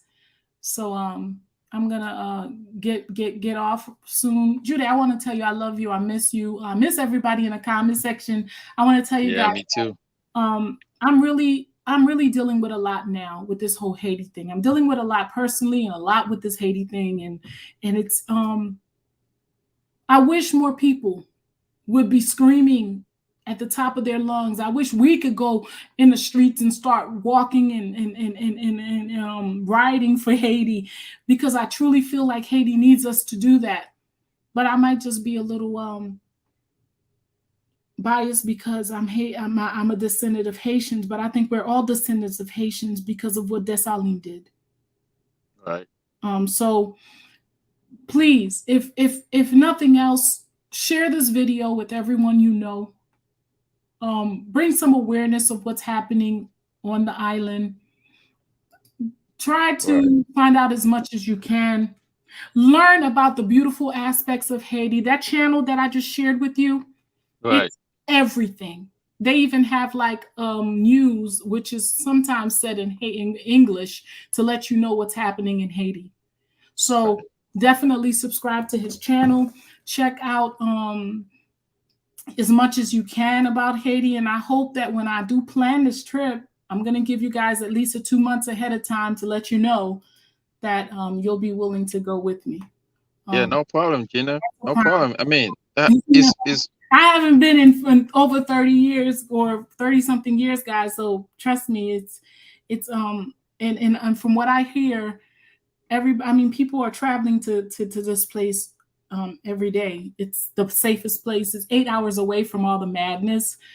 Actually, Florida is closer to Port-au-Prince than Cap Haiti. Ain't that something? You can get from Florida in 2 hours to Port-au-Prince, but from Cap Haiti, you have to hours. You can't. Really? It takes 8 hours to get there if you're driving. Yeah. So it's a good thing, and it's beautiful. And you could learn the clip that I just showed you. His channel actually gives you different aspects of different countries in Haiti. He goes and he videos, he looks at all of different places in Haiti. So you're definitely gonna have some options to learn about it if you're interested. And I think we should all be interested. And I think you guys will be surprised of how much you enjoy yourselves if you do go. Marie Shai says, I have Haitian brothers and sisters according to 23andMe Ancestry DNA. Yes, you do. I think those of us that were brought to the Americas and those of us that are from West Africa, we're more related than we know. And I think the more that comes out about DNA, and a lot of it is starting to come out, we're going to be so surprised. I know now that it was a certain people that were taken out of Africa. It wasn't just anybody. It was the group of people from that area, it's funny, the Guinea Coast or that whole West Africa from, all the way from Mali to Cameroon, all the way almost to some of South Africa. That's all us. So that being said, I think we need to really know more about who was actually taken out, why those people were taken out, because I'm starting to realize that it was a particular group of people, y'all. It wasn't just anybody. So we'll get it together. It doesn't matter. I think we're finding ourselves, and I think that the reality is this: once we start working together in a big way, I think we're gonna get over the aspect of what was done to us. We're gonna understand that there's a thing called allowing. There's a thing called energy. There's a thing called power. None of those things can be taken from you. It has to be given. Sometimes it's given through fear. Sometimes it's given through greed. Sometimes it's getting given through lust. But it's given.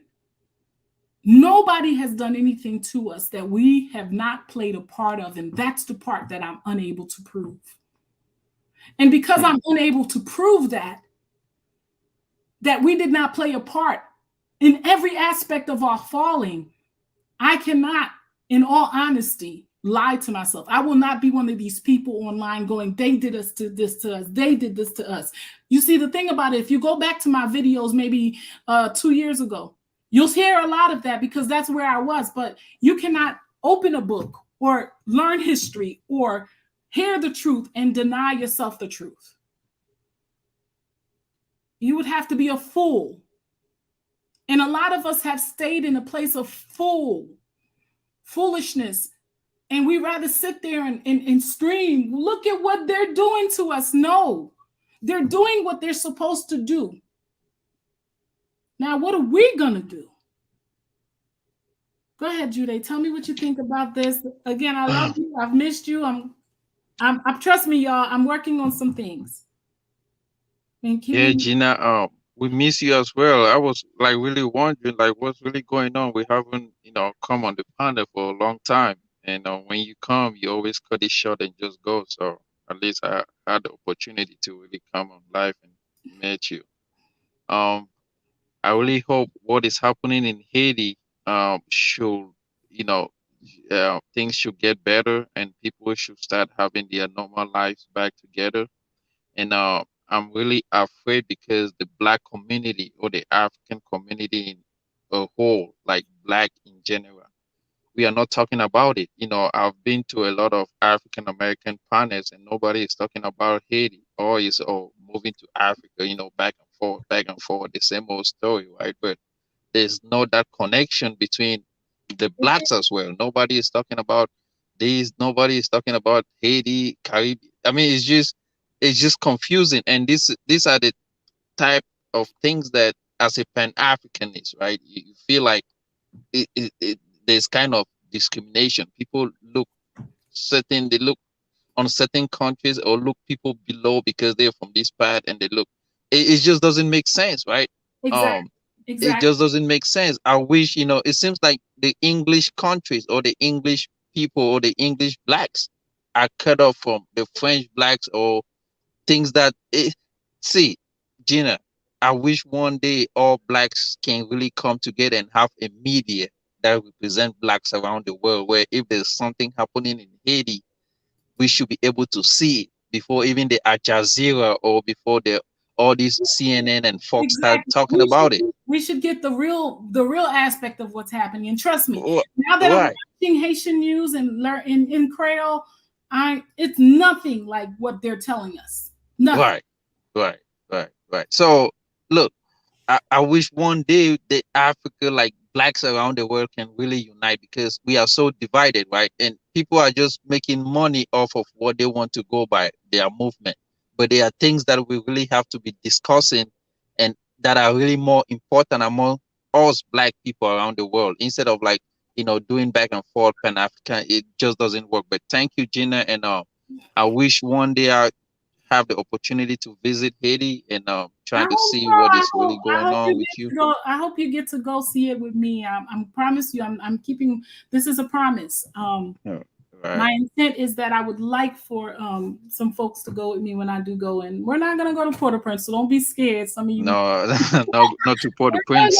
Cap Haitian or Jacmel, or even where I'm from, which is right next to Dominican Republic-ish, which is really beautiful as well. So there's a lot of opportunity, and I want you guys to you have to experience it. It's like nothing in the world. Right.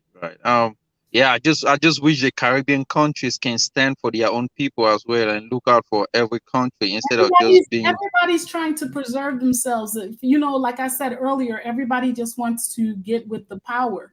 And right now, Haiti has no power. There was a time when Haiti had power, and everybody stood with it. It's just a matter of us not understanding that if we don't do it, let me go back to what Emmett Till's mom said, because that was the most powerful thing that I read this week. And I never knew that she even made this statement, but it's one that I'm going to keep here as, one of those that I keep to share. What she said about having power, what she said about when those things happen to those people down south, she said, I was like, she said, what did she say? Let me look for that thing. She said, I said, that's them. That's not happening to us. That's happening to them. Right. And you know what? I'm misquoting this woman, and I shouldn't be doing that because she's. Yeah. Just pull it up for y'all, because I don't want to misquote Emmett Till's mom. Okay, so the statement was, when something happened to Negroes, she said, when something happened to Negroes in the South, I said, that's their business, not mine. Now I know how wrong I was. The murder of my son, and you guys all know about Emmett Till, has showed me that what happens to any of us, anywhere in the world, had better be the business of all of us. And that was a quote by Mammy Till Mobley, Emmett Till's mother. That's a Caribbean family living in the state, right? No, I want you to go look up the story of Emmett Till. It was a young man that whistled at a white girl, and then I think it was five white men came and they killed him. And it was the way that they killed. You know what? Look it up. Emmett Till. You have to know that. You have to know and not to mention, it's about to be a movie. You have to understand this is a big part of African American history. That what happened to that young man actually has an effect on all of us today, because how his mom responded. She had an open casket. What makes this interesting is the way her son was brutalized and the way he looked in that casket. And even though people told her she shouldn't have done it, that she shouldn't do it because he looked his face was just, I want you to go look it up because I want you to see it. It's called Emmett Till. His name was Emmett Till. Right. I just Googled it. So when you can watch the whole video, they have lots of videos on YouTube. I want you to get an understanding of what happened. But she chose to have the casket left open so that way people could see what hate, what prejudice, what racism, what discrimination was doing.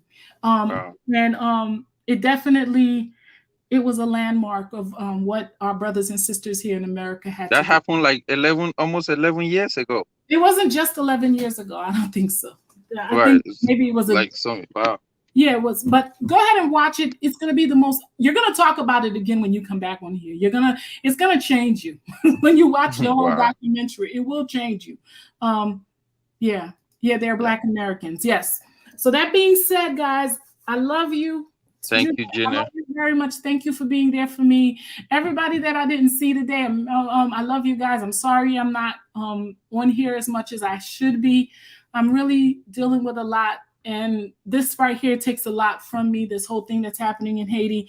I think you guys should take some time and really get to know Haiti because I think Haiti needs us. All right, Gina, love you. I love you, Gina. Take care. Okay, guys, again, I'm going to ask you to please share my video. If you have family or friends that don't know anything about Haiti, this is a good opportunity to have them learn something that they didn't learn, or give them an opportunity to see another aspect of Haiti, another side of Haiti. And also, I'm also trying to grow this channel. Just share it. Tell people to subscribe. Help me out. I'm trying to get to 10,000 subscribers. If you guys could help me with that, that would be just awesome. Love you guys. So much love here for you. And again, keep Haiti in your prayers. Keep all of us in your prayers. And let's not blame anyone for our circumstances. Let's own it. Let's own it. Let's take responsibility of it. And we need to get into the work, period. I'm tired of thinking that other people have power over this situation that we're in. It's us. Bless.